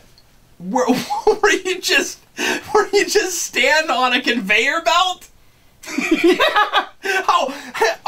Alfred's like, Mr. Wayne, the bat symbol. Oh man, I better hurry up and go get my bat suit on. Well, I mean, you can walk on conveyor belts. He just stands there, and then it goes through a little passage thing, and then he gets his bat suit on, and then doesn't it happen in Lego Batman? I think so. Yeah. Way to go! You came up with Lego Batman. Yeah, via the Jetsons. Anyway, so we are realistic enough to say if she sees his mouth, she might recognize him. Because he is constantly trying to hide the one part of his face that she could see, and he's constantly in shadow. The lighting is brilliant, but he also does it in the car. When she's riding shotgun, she keeps looking at him, and he keeps looking at her like, "Oh crap! I can't conceal my face. I hope you're not seeing what I look like." Also, I've never bought and will never buy that she was able to get a picture of his face when they like briefly lift up the mask. Don't buy it. Is that it's supposed to be the idea that she actually has film of his identity? Yes. You know what? I never thought of that. That's what I always thought. I thought it was just he doesn't want pictures of Batman out there. Because right now he's a complete urban legend and there's just drawings and people don't even know who he is. Yeah, but I don't know if he's intentionally doing that. He's just not doing interviews and stuff. I don't know if you can go that far. I mean, yeah, but I also don't completely understand the that's how I read it since I was a kid, now so he's more okay. I mean, you're right. She does take a picture as soon as the mask starts to come open, but it never occurred to me that maybe the idea was supposed to be that she actually got a picture of his identity. Yeah, that's always what I thought. Oh, wow. If that's supposed to be it, it's real dumb. A, I'm with you, I don't buy it, but B, I don't know that it's communicated well enough. I've only seen this movie 600 times. But also, and this is, I guess, what I'm trying to get at with just more recently, the more I'm watching this, and after I've, take a shower, reviewed so many of these things, and lived with them like I have, I'm starting to read it differently. Years and years, my brain was off, and I just watched it the same way, you know? Mm-hmm. So when I would pick up on new things, it would be superficial, oh, I didn't see that in the background, you know? Mm-hmm.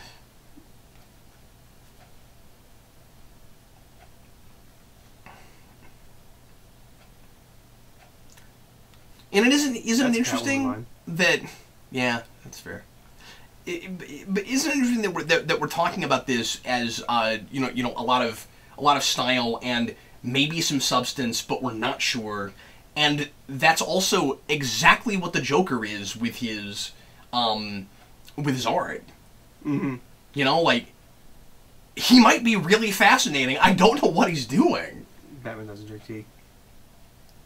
I don't care.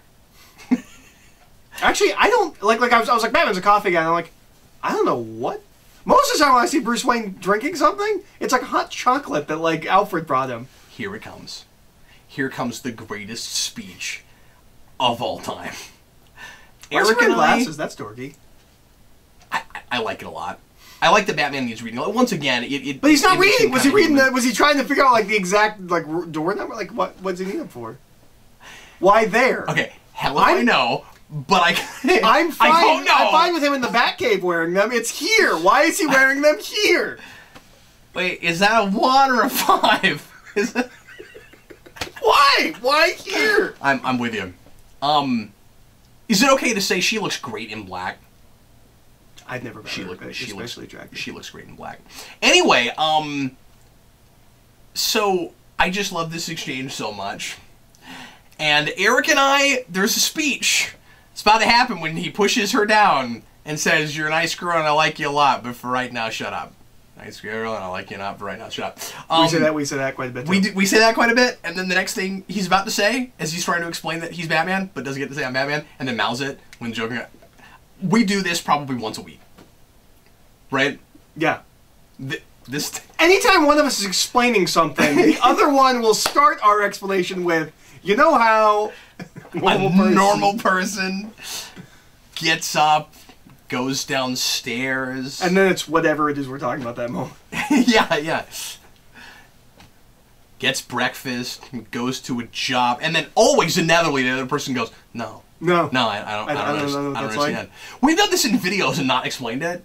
Have we? Yeah, there have been a couple times where I'm like, you know, a normal person, and then that's all that gets said, and we just keep going. What are you talking about? Okay, you know, a normal person gets up and I want to think that he's improvising this entire thing. I bet he's not. I bet this isn't the script. I mean, I haven't read it in a while. I don't remember, but I like kisses somebody goodbye. I like that he's looking off in the distance. Yeah, he's doing a lot of this, but he's not moving his head, almost as if he's been conditioned to keep his head exactly like this. Yeah, and only have to move like this. But also, he's nervous and he's having a hard time making eye contact with her, and it's specifically when he's trying to talk about people and how they fit together. There's a thing there, man, right? Maybe. I mean, that's the thing I do. You know how a normal person to people. You know how a normal person kisses someone goodbye. Yeah. No, I don't. He thinks that's what real life is supposed to be, and the really sad and maybe even cynical thing is, for her at least, real life is actually... There was nudity in that painting. Hold on. Real life is actually a lot closer to the one she's leading, and he can't connect with people, but sadly, neither can they, and that's what's wrong with the world. There's something there. Maybe. I'm not saying it's fully formed. It's not. But yeah, no. That picture behind the Joker when they open the door, that's a nude painting. Yeah. Wouldn't have that in the movie now. PG-13 movie. I mean, even though it's drawn or painted, I still don't think we would have that in the movie now. I never noticed that before. So from here on out, I do not understand this scene. I have no idea what's going on. And didn't you have a whole thing about like what is he there to do, or I forget. Why is the Joker here? Because he doesn't take her with him. Yeah. Why is he here? What is he doing? Yeah. He's just intimidating her. Yes, the popcorn will help. He didn't really seem to know why he was exactly wanting her in the first place anyway, unless he was just messing with her head, but he had a plan. And so, again, as you said earlier, ultimately all you can do is say, well, he's a crazy person. Throw your hands in the air. And it's not interesting in the way that Dark Knight Joker, being a crazy person just doing things, is interesting because he has a philosophy about it. Mm. His whole thing is, this is the way people are. You're just making things up when you think that life is about anything. Yeah. I'm the realist real person. People are actually civilizing that guy, about anyone. He's always holding the boombox. I don't think I even played music in this scene. That poor guy, he's holding that the whole time. They just did. He just told him to turn it off. Oh, that's right. He was playing Beautiful Dreamer that whole time. That's right. Look, he has one job. It's stupid, but he's gonna do it. And this whole speech doesn't make any sense. No, it doesn't. It's wonderful. I never noticed this. Yeah, the performance is great. Is the henchman with the boombox wearing a cardinal's collar? Or like a priest's collar? Did you see that?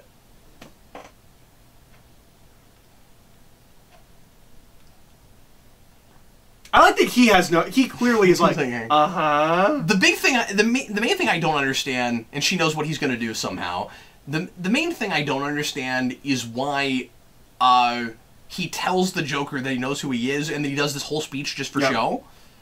Why? You want to get it? Come on! Come on! Let's get nuts! And then, of course, this should have been a thing he said as a mobster. We should have been seeding this devil in the pale moonlight. Yeah, we should have. It should not just show up in this moment. No, because this is another thing I didn't understand until a recent viewing. When he says "what," it's not because that's a stupid line and or that it doesn't make sense. I love that line. It's not because it doesn't make sense. It's because he has a memory. Because when his parents were shot, that's what the killer said. That's when he knows, and that's why he looks up. That's why he's looking up Jack Napier later. He knows who he is already, but now he's looking him up in conjunction with his parents' death. I like this poem a lot. You might join me for a weep, but I'm with you. I don't know why he leaves now. Yeah. Is it just because he thinks he killed a guy, but he can still take her with him?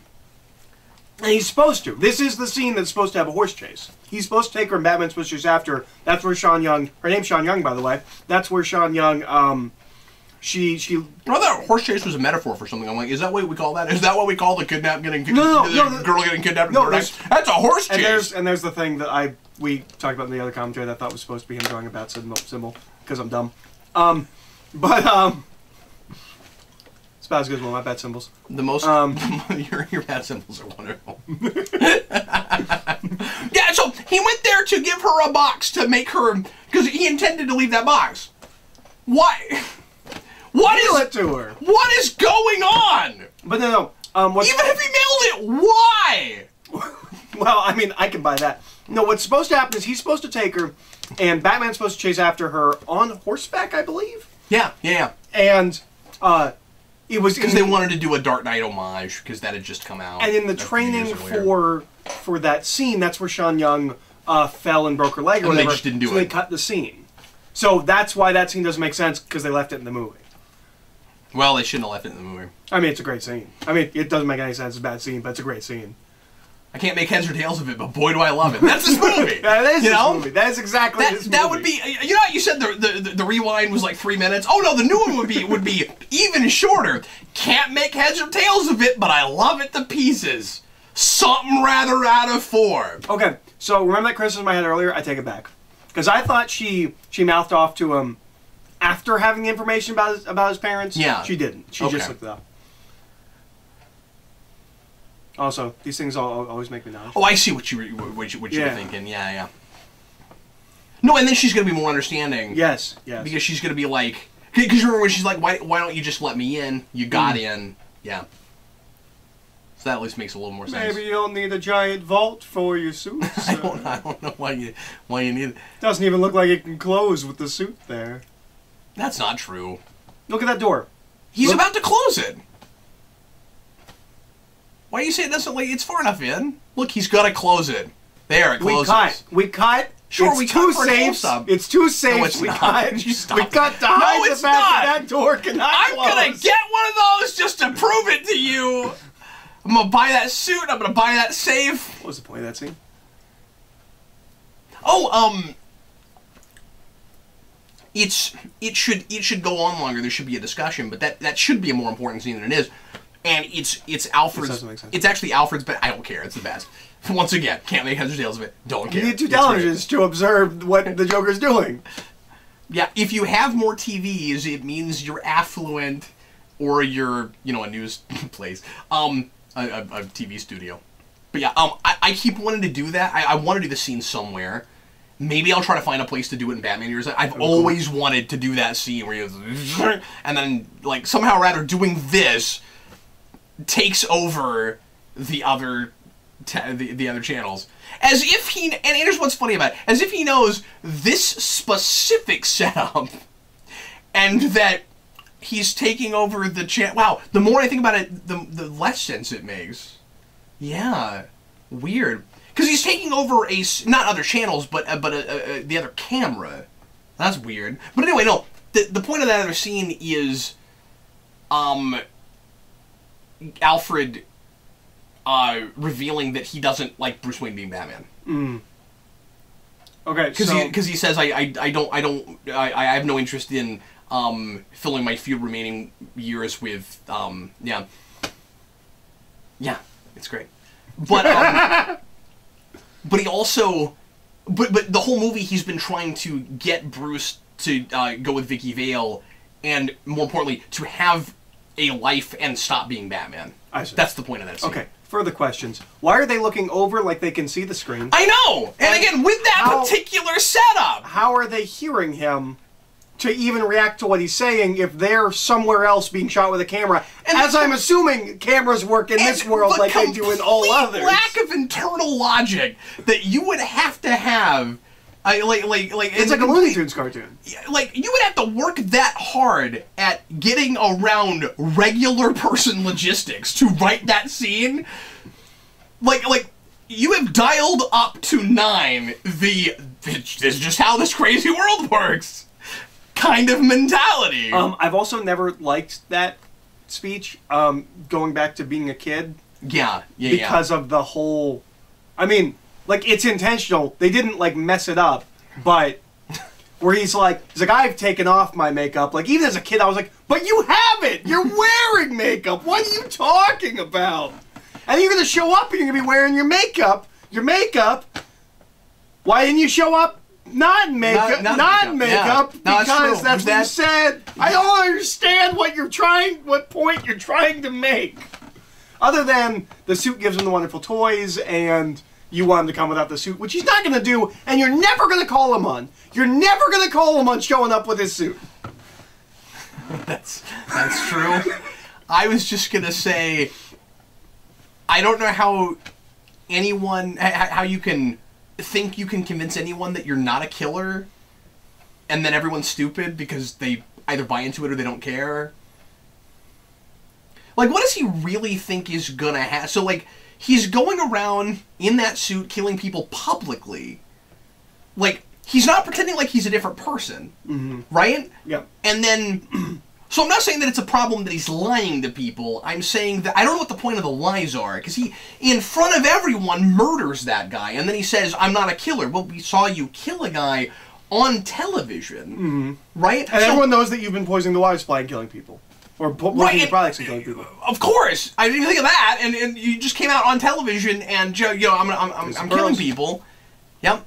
And then I don't know why you always point that out. We always do it. Like, oh, but this is the first time, right? Because Dark Knight Returns is only a couple of years before this. Yeah. This is the first time that we ever had that represented. I know. It's just we've had this conversation 1,000 times. Like, everyone on the planet at this point knows that the pearls were here. No, I'm kidding. Well, they're in Dark Knight Returns. There's no other place. Right. But as far as in film, it couldn't have been any other place pre this between Dark Knight and this, because there isn't anything. That guy could be the Joker. I know. That is incredible casting. Yeah. He looks so much like. And also, I don't know that actor. I should look him up. I don't know if he's been in anything. I think I have looked him up before, and he wasn't in anything, but I should at some point. That guy, I don't know if he can sing, but he should have played Frank Sinatra. He looks a lot like Sinatra.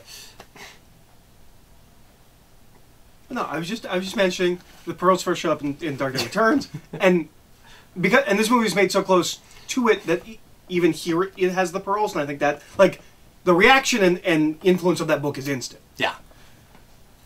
I only bring it up every other time we see the pearls. Every time. So I always think of this Bruce Wayne in a turtleneck, always, and part of that is because the action figure, the change Bruce Wayne into Batman action figure, was a turtleneck, has a shirt that goes all the way up and looks like a turtleneck. What's weird about it is it also has a little bat symbol. I don't know why you would have that if you were Bruce Wayne, because you have a secret identity and you don't want people to know you're Batman. So no one's going to be surprised that this you're Batman. This movie is probably why I think of Bruce Wayne as a turtleneck guy. We were talking about that when we were watching Gotham one day, because Bruce was wearing a turtleneck. I was like, Bruce Wayne's a turtleneck guy. It might be because of this. They love those movies, or these movies. Yeah. They love them, the Gotham people. They love them so much. That thing, like, they borrow from everything. And there is, especially in story stuff, and especially last season, lots of Begins in Dark Knight, of course, but the aesthetic is that is Batman Returns the series. Mm-hmm. It's kind of what I think it's what Birds of Prey wanted to look like. Oh yeah, because Birds of Prey also pulling a lot from this, and isn't that interesting? Yeah, and these were so much kind of the definitive, at least public conscious wise version of Batman, that they made a TV show that wasn't connected to this, that wholly lifted stuff from this in Returns. Mm-hmm. And that was only 2003, 2002, so it wasn't so much farther after, yeah. And of course, that was in the trailer, but also, when you see archive footage from this movie, 9 times out of 10 they use that shot. It's just, it's always... Anytime we need footage from this. And this is the main scene that makes me not like this as a Batman movie. He is going to straight up murder all these people. Yep. And then drive away. Well, he's real detached, you see. And yeah. To him, they're not people. But it could be important. I know a lot of this sounds like I'm reading into it, but when you put it all together, it makes me think more and more, he's not there. I just think that's really interesting. He's not in the car when he does this. Which... I've always thought this was kind of cool, the whole, like, it's got bombs on it, and it puts the shield up. It's got bombs there until the bombs are, the bombs aren't there until the shield goes up. Like, that's not always on the, I don't know, there's something cool about that. I just like that drives in and it blows up. And no, this is just a cool action set piece because we need a cool action set piece. There's nothing, it's exactly the same thing as Snyder killing people with Batman and BVS and then talking about branding people like that's the farthest he's gone. It's the same thing. I mean, this is the worst way to prove you're not a killer. I always wanted to reconcile it. Yeah, but they're not going to care at the end when he clearly just drops a guy off a building. Yeah, but that was the Joker. This was the Joker's henchman. But yeah. And why couldn't he have been in it? Why do we need him to not be in it? Now, I needed some YouTube video somewhere or something to point this out to me. But do you know about this? It happened so fast I couldn't have pointed out to you, but there's this quick shot where the really dramatic pose where the belt drops. No. If you look real close, you see the belt drop.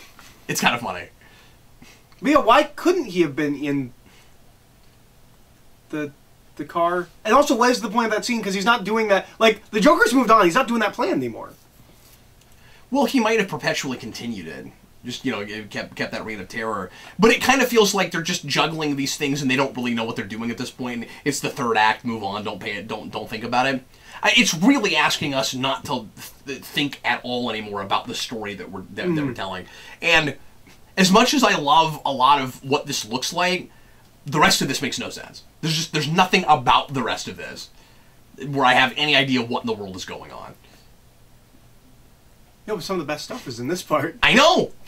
But you can't explain anything from this point on. No. I can't tell you where he got the money. He didn't rob a place. I didn't think of that. I don't think it's fake. I want it to be fake so bad. I don't think it's fake. People would catch on real fast. Well, he's running Grissom's men. Yeah, but that much money? He says he's going to drop, what do you say, like $2 million in cash or something? Yeah, he's got that. Okay.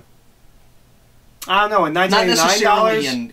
It's not that different. not necessarily. Would it be liquid? I mean, that's maybe a question. Would it be liquid? Yeah. But I never questioned that though. That's not a question I ever had. Where do you get the money? There's too much more. I don't know what's going on.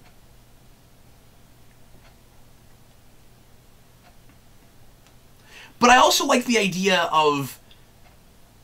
And again, we don't do anything with it, but I like the idea of like celebrating the anniversary of the city and you know, having a lot of patriotism for our city as it's like really falling apart, and then someone's perverting it like this. Well, we can't keep it together, and we're trying really hard to create this persona of this wonderful place, but it's not that.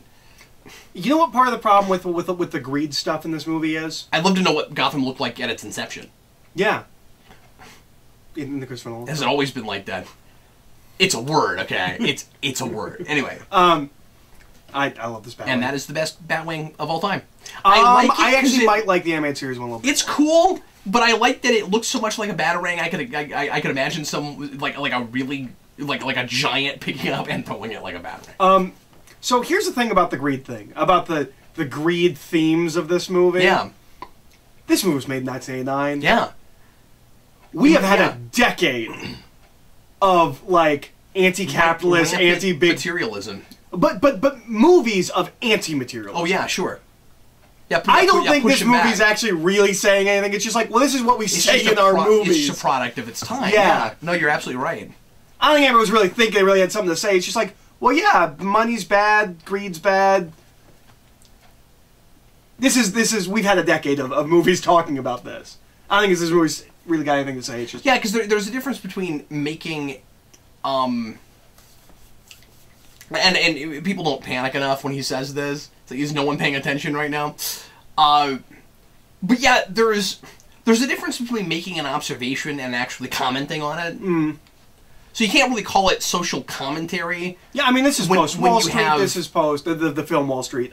This is post RoboCop. When you have Knox, yeah, and those had things to say about that, or at least ask you to ask questions about it. When Knox says, "Look, Gotham's greed," that's not commentary all by its lonesome.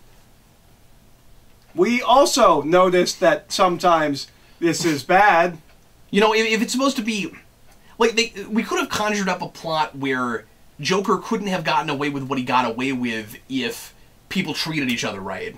Well, or at the very least, it needed to be a movie that was more about a corrupt Gotham that was losing itself because and we're losing our humanity, so we produced this guy. We're not actually saying anything about any of this. It's just it's the 80s. That's what we're doing.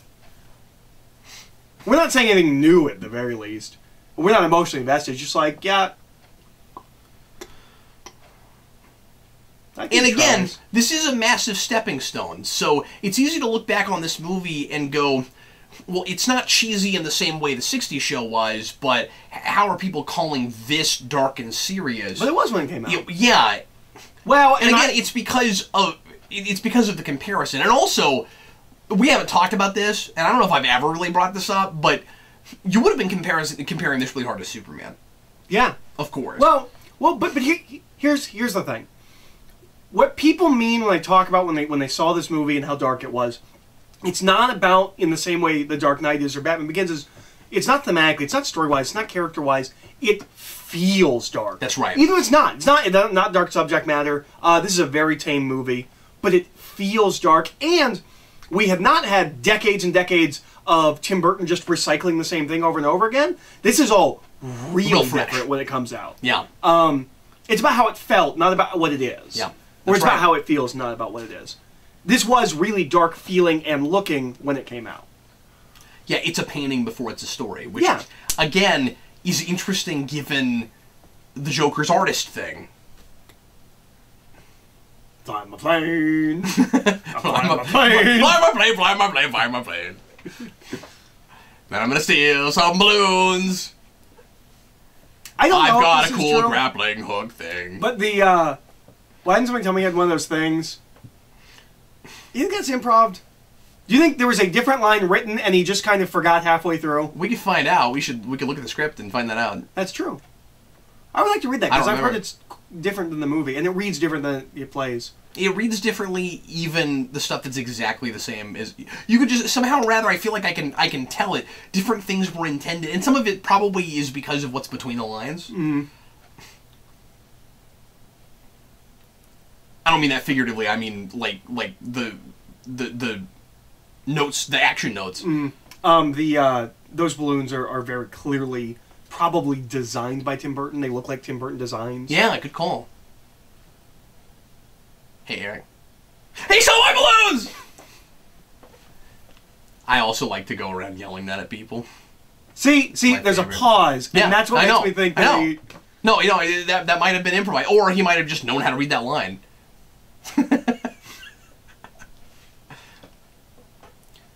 See, look at these guys. No, that's okay.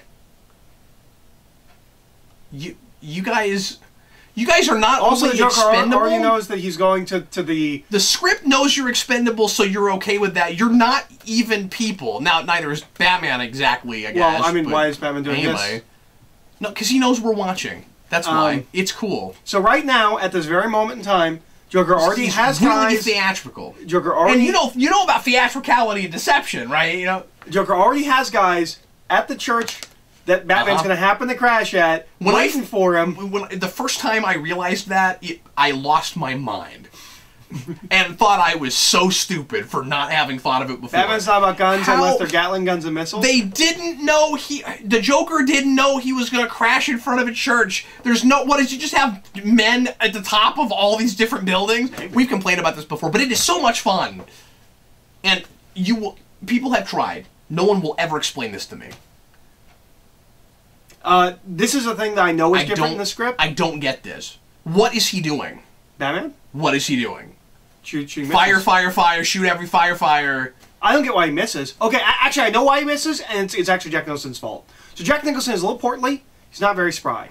What is scripted is that he's dancing. Oh, yeah, you know what? We talked about this. Yeah. But he just stands there. And yeah, okay, so, he's crazy. He doesn't, like, we have the equivalent to that in Dark Knight. Yeah, I do. We have the equivalent to that in Dark Knight when he's like, hit me, I want you to hit me. But he's playing chicken and Batman flinches. Yeah, and here he has him in a scope, like... He's locked on, dead on target. And I don't understand how the gun... I mean, I love that this gun, for no reason, is able to take down his entire plane. I love the idea that Batman's loaded this thing up with, like, all this equipment, but, like, didn't have time to, like, armor it. And so, like, a bird could just... If a bird hits that plane, it just goes down. I like all this model work. I think it's really good. But you can tell when it's a model, but it looks so good. But I also think it's maybe... Like, we're supposed to infer somehow that, like, because that gun's long, like, it's not a normal gun, like, it's a super powerful gun or something. Which doesn't actually make sense, because if a bullet traveled longer in the barrel, it would, like, lose velocity, I think. That's a good point. But I think it's supposed to be like, oh, it would be harder gun. to time it, because how many times have you shot one of those? Yeah. I also wish it was... But I just like the cartoon kind of comic logic of, well, you see, he was able to more readily hit the plane because the barrel was closer. Is the gun, does it do this? Because it should. It would have to, because otherwise he couldn't have possibly bent his legs all night long. No, I mean here in this scene, because we weren't thinking about that before when we were making this movie. No, it doesn't. I think he just suddenly doesn't have it anymore. He's holding her at gunpoint. He either throws it or... We'll watch for it. Okay. No, I don't think we'll ever see it again. I think he walks in there and we never see it again. Not having that gun be telescoping is a huge mistake. It should totally... that would be so great. Yeah, how cool would that be if he just, like, did this with the gun? Well, and you know what would be even better? He still got the gun? Okay, it's still... Oh, wait, no. It shoots the blank, you remember? But isn't it that gun? I think so. Maybe it is telescoping. Maybe it... Does he still have it? Yes. Yeah. Yep, he still got it. Because what would be really cool is if it telescoped and then it shot the flag. Yeah. Wouldn't that be cool? Because like, how the heck does that work? Because that's exactly the kind of stylistic and cartoony that I want from a superhero movie. Yeah, sure. Especially this kind of feeling Batman moving. Like, it would be weird if that happened like The Dark Knight. It is telescoping! There it is! How do I not... That's amazing. That's great. That's great. I never noticed that. Also, why do you wait that long to do it? But... I never noticed that. Because he likes the theatricality and the absurdity of keeping her at arm's length like that. That's why. Because it's great. You know what I like about this the church as the setting for the finale? Because it doesn't actually have any thematic relevance.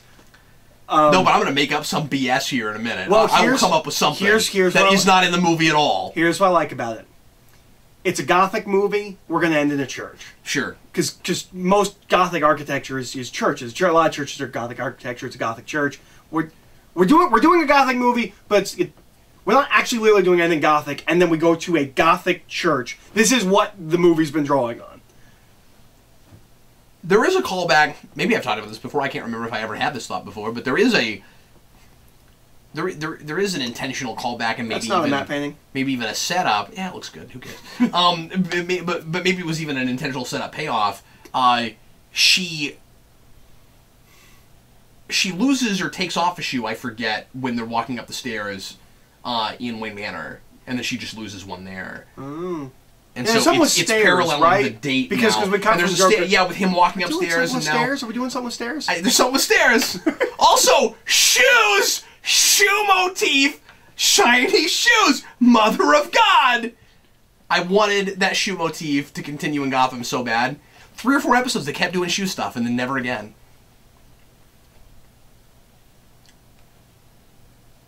So yeah, there's something that... God, there is still some real analysis to do with this movie, and I will never be sure if I can really count a lot of it as really being in the movie, but there's something going on with stairs. There's something going on with stairs.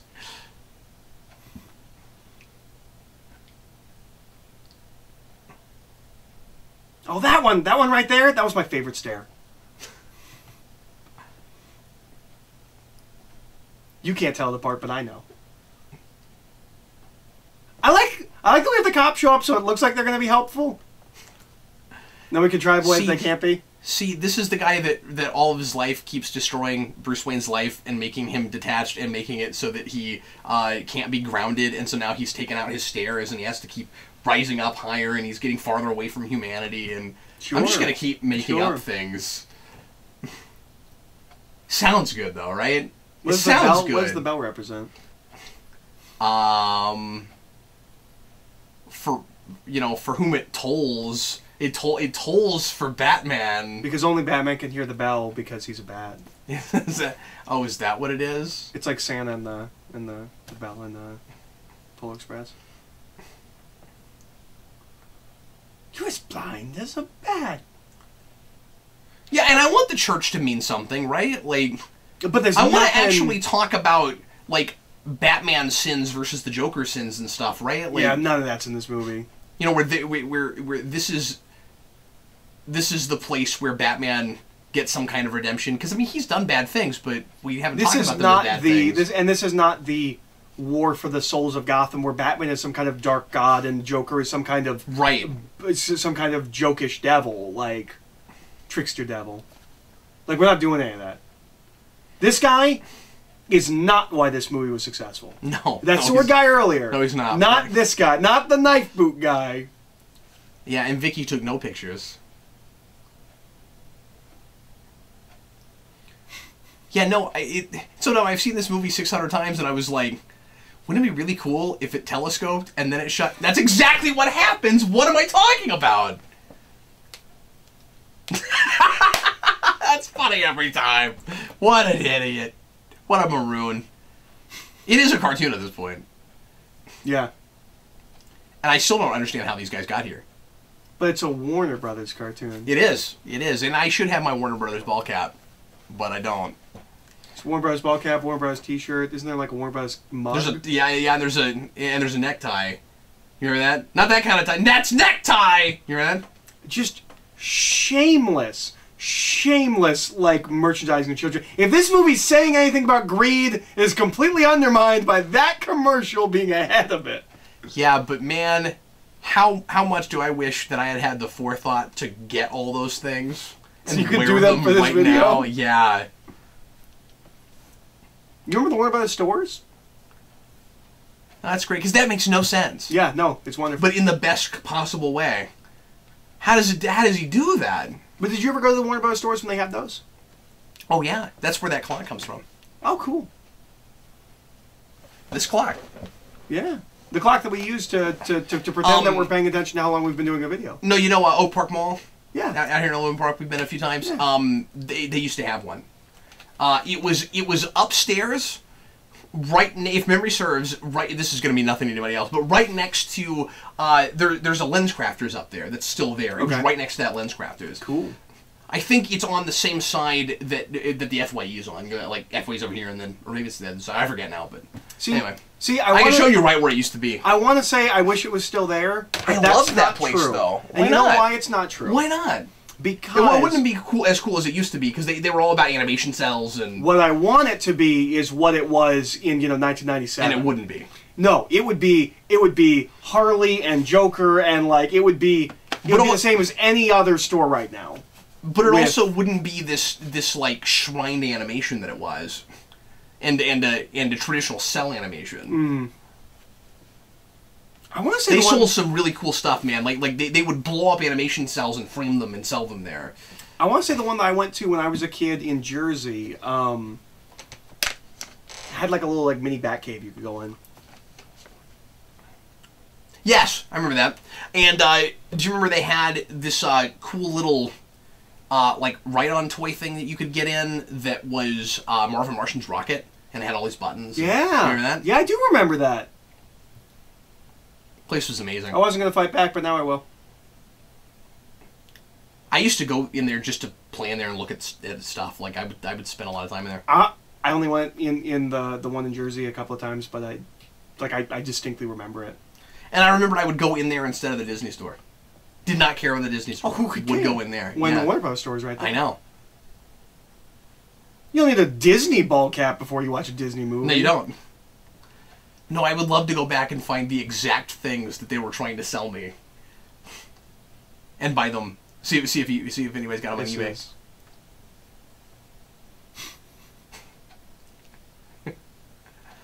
I'm kind of busy here, man. I ask that of all my parents' killers. So, if you thought the script was sloppy before, it's about to get sloppier.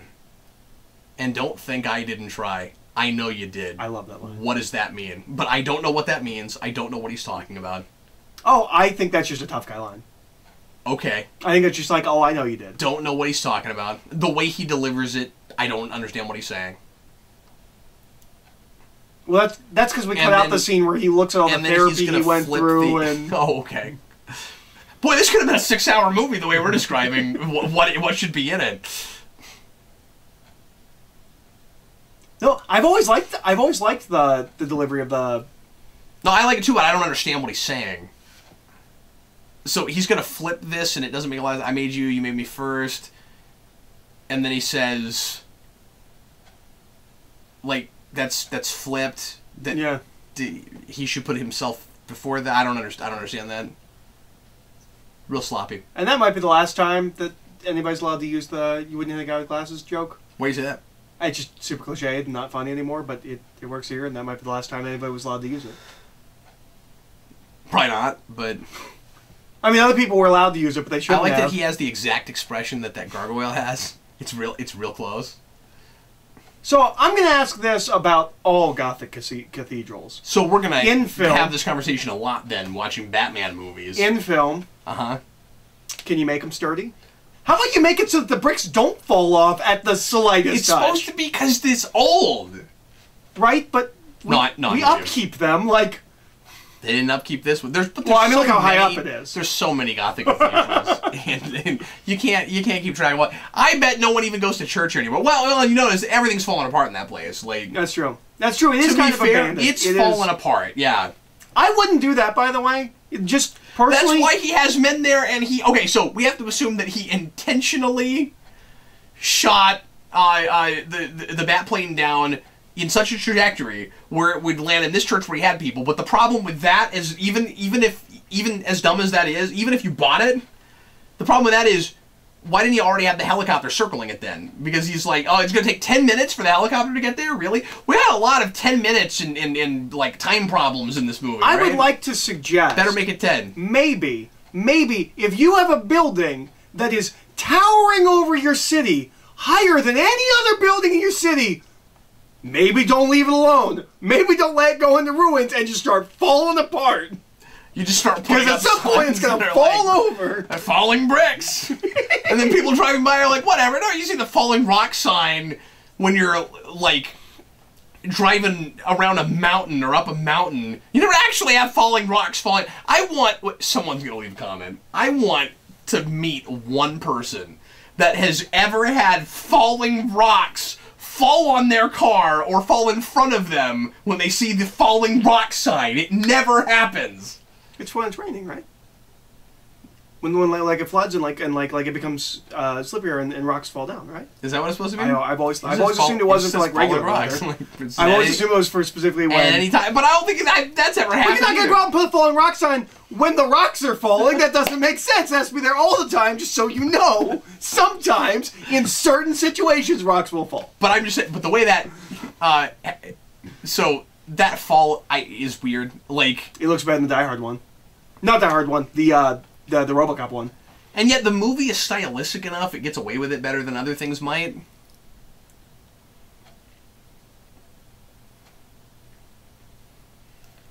But yeah, they're just gonna put a sign somewhere that says falling bricks and not actually fix that. Batman is lucky that always works. There goes your arm. You know, latching that? Yeah, you're dead.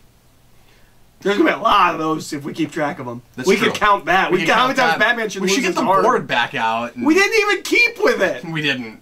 No, we didn't. That's and why we have so many movies that we have to go see that we're gonna have to use that board for. Well, we could get another board, or I have a Batman chalkboard behind me. We could use that. Oh, that'd be cool. So when I was a kid, so there's the bag. I want it so much. I want the bag so much. And it's such a distinct laugh. Yeah.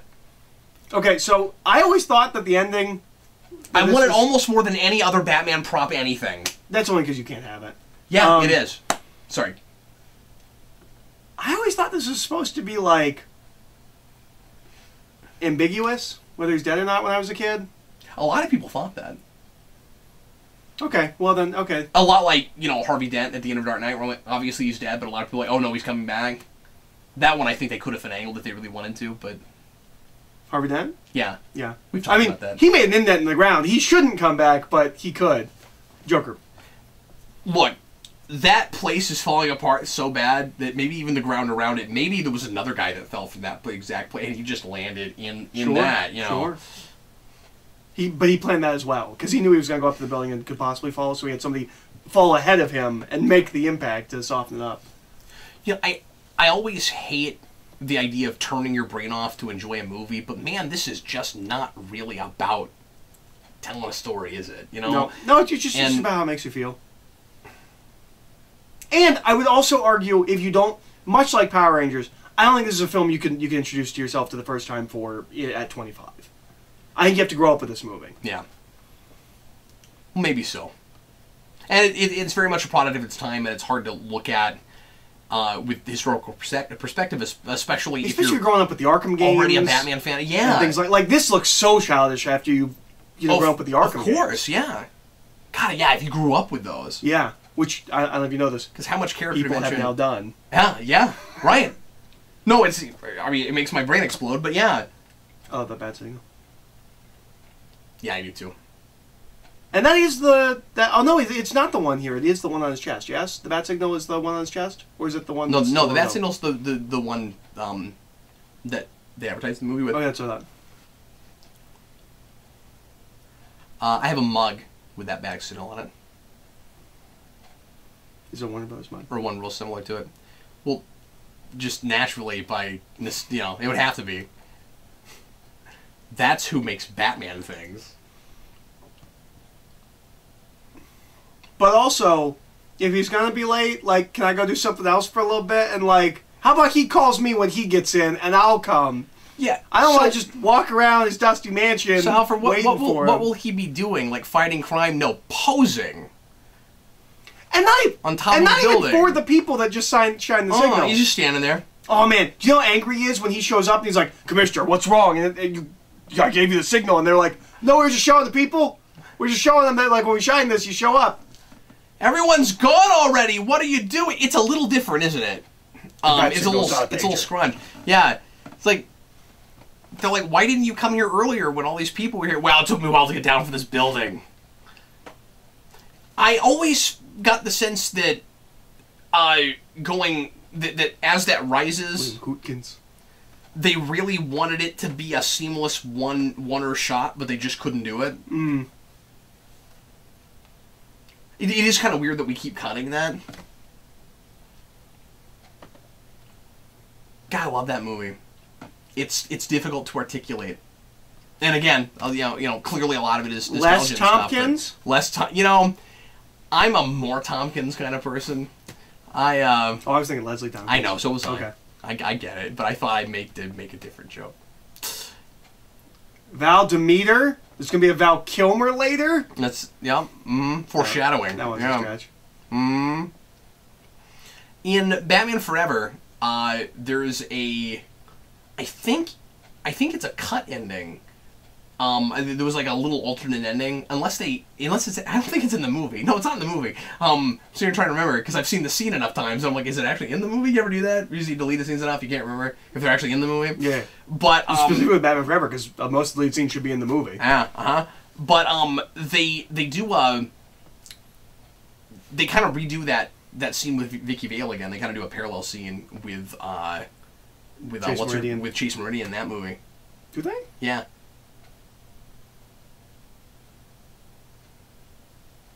Because the ending of the movie in theaters is she goes to the insane asylum and walks out and is like, he's fine. He's not going to tell you about your secret. Is that the ending? Well, and then it's them running on a rooftop. Right, yeah.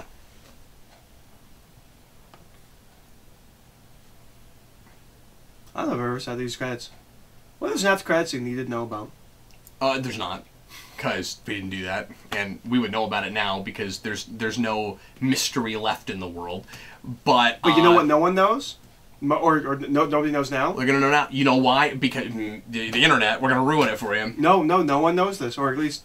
Yeah, but they're going to now. You're going to say it out loud. That's what I'm saying. Go ahead. So, at the end of the Nine Ninja Turtles is a secret ending. No, everyone knows that's a commercial. That. We've talked about That's a commercial for the 80s cartoon show. Wait, what? On the VHS after the credits. Is it really? Yeah, there's a cartoon. There's a commercial for the cartoon show at the end of the credits on the VHS. I didn't know that. I'm sorry. I thought you were going to mention the alternate ending. No. I'm saying at the end of the credits. Okay, I'm sorry. There's a secret ending that nobody else knew about except for me, because maybe apparently only my VHS copy had this secret ending that none of you know about. But there was a commercial for Ninja Turtles cartoons. No, you knew about it. And that's canonically the post-credit scene of that movie.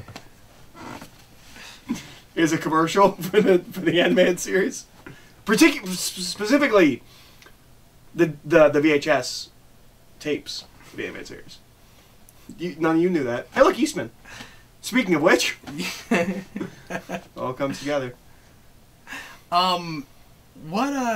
Vicky Waiting. What was the name of What was the name of the distributor that did Ninja Turtles? I can never remember the name of that company. I don't remember. They always had the logo that had like the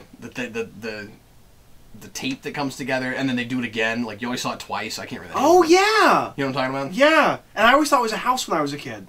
I was just gonna make a joke that like you can't. Was it New Line? Yeah, it was New Line. I was gonna make the joke. You can't watch a New Line movie without a New Line ball cap, but I couldn't think of New Line, so I couldn't make the joke. Yeah.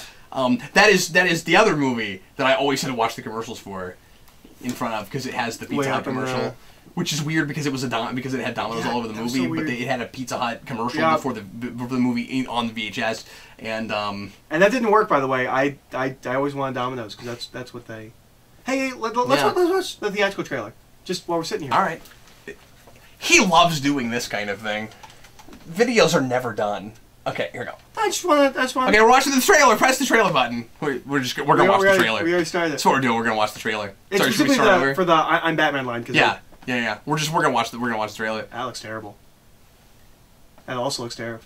So yeah. I forgot. There's no. There's music, but it's minimal.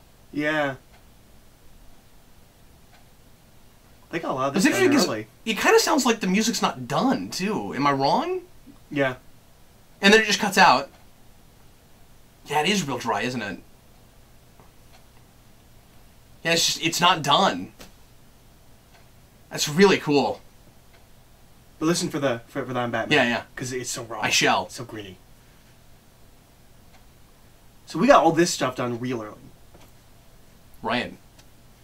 I didn't ask.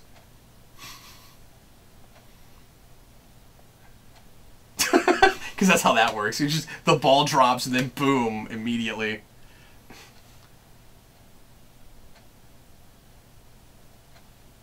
It's a different reading. It's not as different as you're making it out to be, I don't know. but It seems different to me. some of it just sounds different. I mean, you're right, it is a different read, but I think it feels more dramatically different without that sting right after it. You know? This is a really interesting trailer. It is. You can see why it sold that movie. Because, like, again, you'd see nothing like this, and it looks scary. And that's genius. Not appearing in this film. It's so genius. Yeah, but it doesn't matter. You know? Yeah. No, I know. Oh, I love it. Anyway, well, thanks as always for watching. Us we had a very talk different about conversation this time, I think. Very different, yeah. I made up all kinds of things that could have been in this movie that I kind of wish were. But you know what? Nothing will ever destroy my love for this movie. I will always go back to it. Because as you say, it's just about the way it makes you feel. Yep. Yeah. So, what have you found this movie killed your parents? Well, the fact that they're both alive helps me to be pretty sure that didn't happen. And if it killed my great-grandparents, that's amazing. Or my grandparents or my great-grandparents, that's amazing, because my grandparents lived far beyond this, and my great-grandparents, I think, were also alive after this movie came out. So it's taking its time. yeah, really. Wow, it's real retroactive. It's a long game. Wow, that's a very ripple effect, butterfly effect. That's a long con. I am so tired of these massive manipulation. Anyway, by these movies. So. This is, so far, not as difficult as the Marvel movies to guess what the next movie is going to be, because for a while, it's just going to be the live-action Batman movies. No, just the next one. Well, Wild Returns, and then the next one after that will be... Phantasm, but then after that, it should go right back to Forever, I think. And then Sub-Zero... And then I don't know what comes out first, Return of the Joker or Batman and Robin. No, Return of the Joker was after that. I thought Return of the Joker was like 98. Batman and Robin's 99, isn't it? No, the Batman and Robin's 98. No, 97. They rushed it just 2 years after. Okay. Yeah. So that's what I'm saying. Like I know where those fall. I'm just saying it's not gonna be like I would get that quiz right, is all I'm saying. It's not gonna be that hard. When we get into the mid-2000s, like, I don't know what comes out between Dark Knight and Dark Knight Returns. Or Dark Knight Rises. It'll get nuts. No, I did make a list, and I got it in the right order of release dates and stuff. So, that I did have to do myself. The Marvel ones are there, but that, like, I couldn't find a list where anybody had. Oh, that's right, because we initially looked for it, and the way that what our criteria for the films were didn't line up with any list. No, I had to specifically figure out the months movies came out, because there were too many years where you had more than one when we're counting animation. But anyway, Batman. Well, folks, this is really fun. I'm really enjoying doing this. Just like with Marvel Mania, it's going to be really interesting to go through all of these in order like this, and as I said before, and it was interesting just watching this in '66 back to back. Yeah, that's true. I mean, we didn't talk too much about that, but you're right. It was. Well, folks, Batman Returns for you next time, and in the meantime, I am Captain Logan. And I'm Eric. Thanks for watching.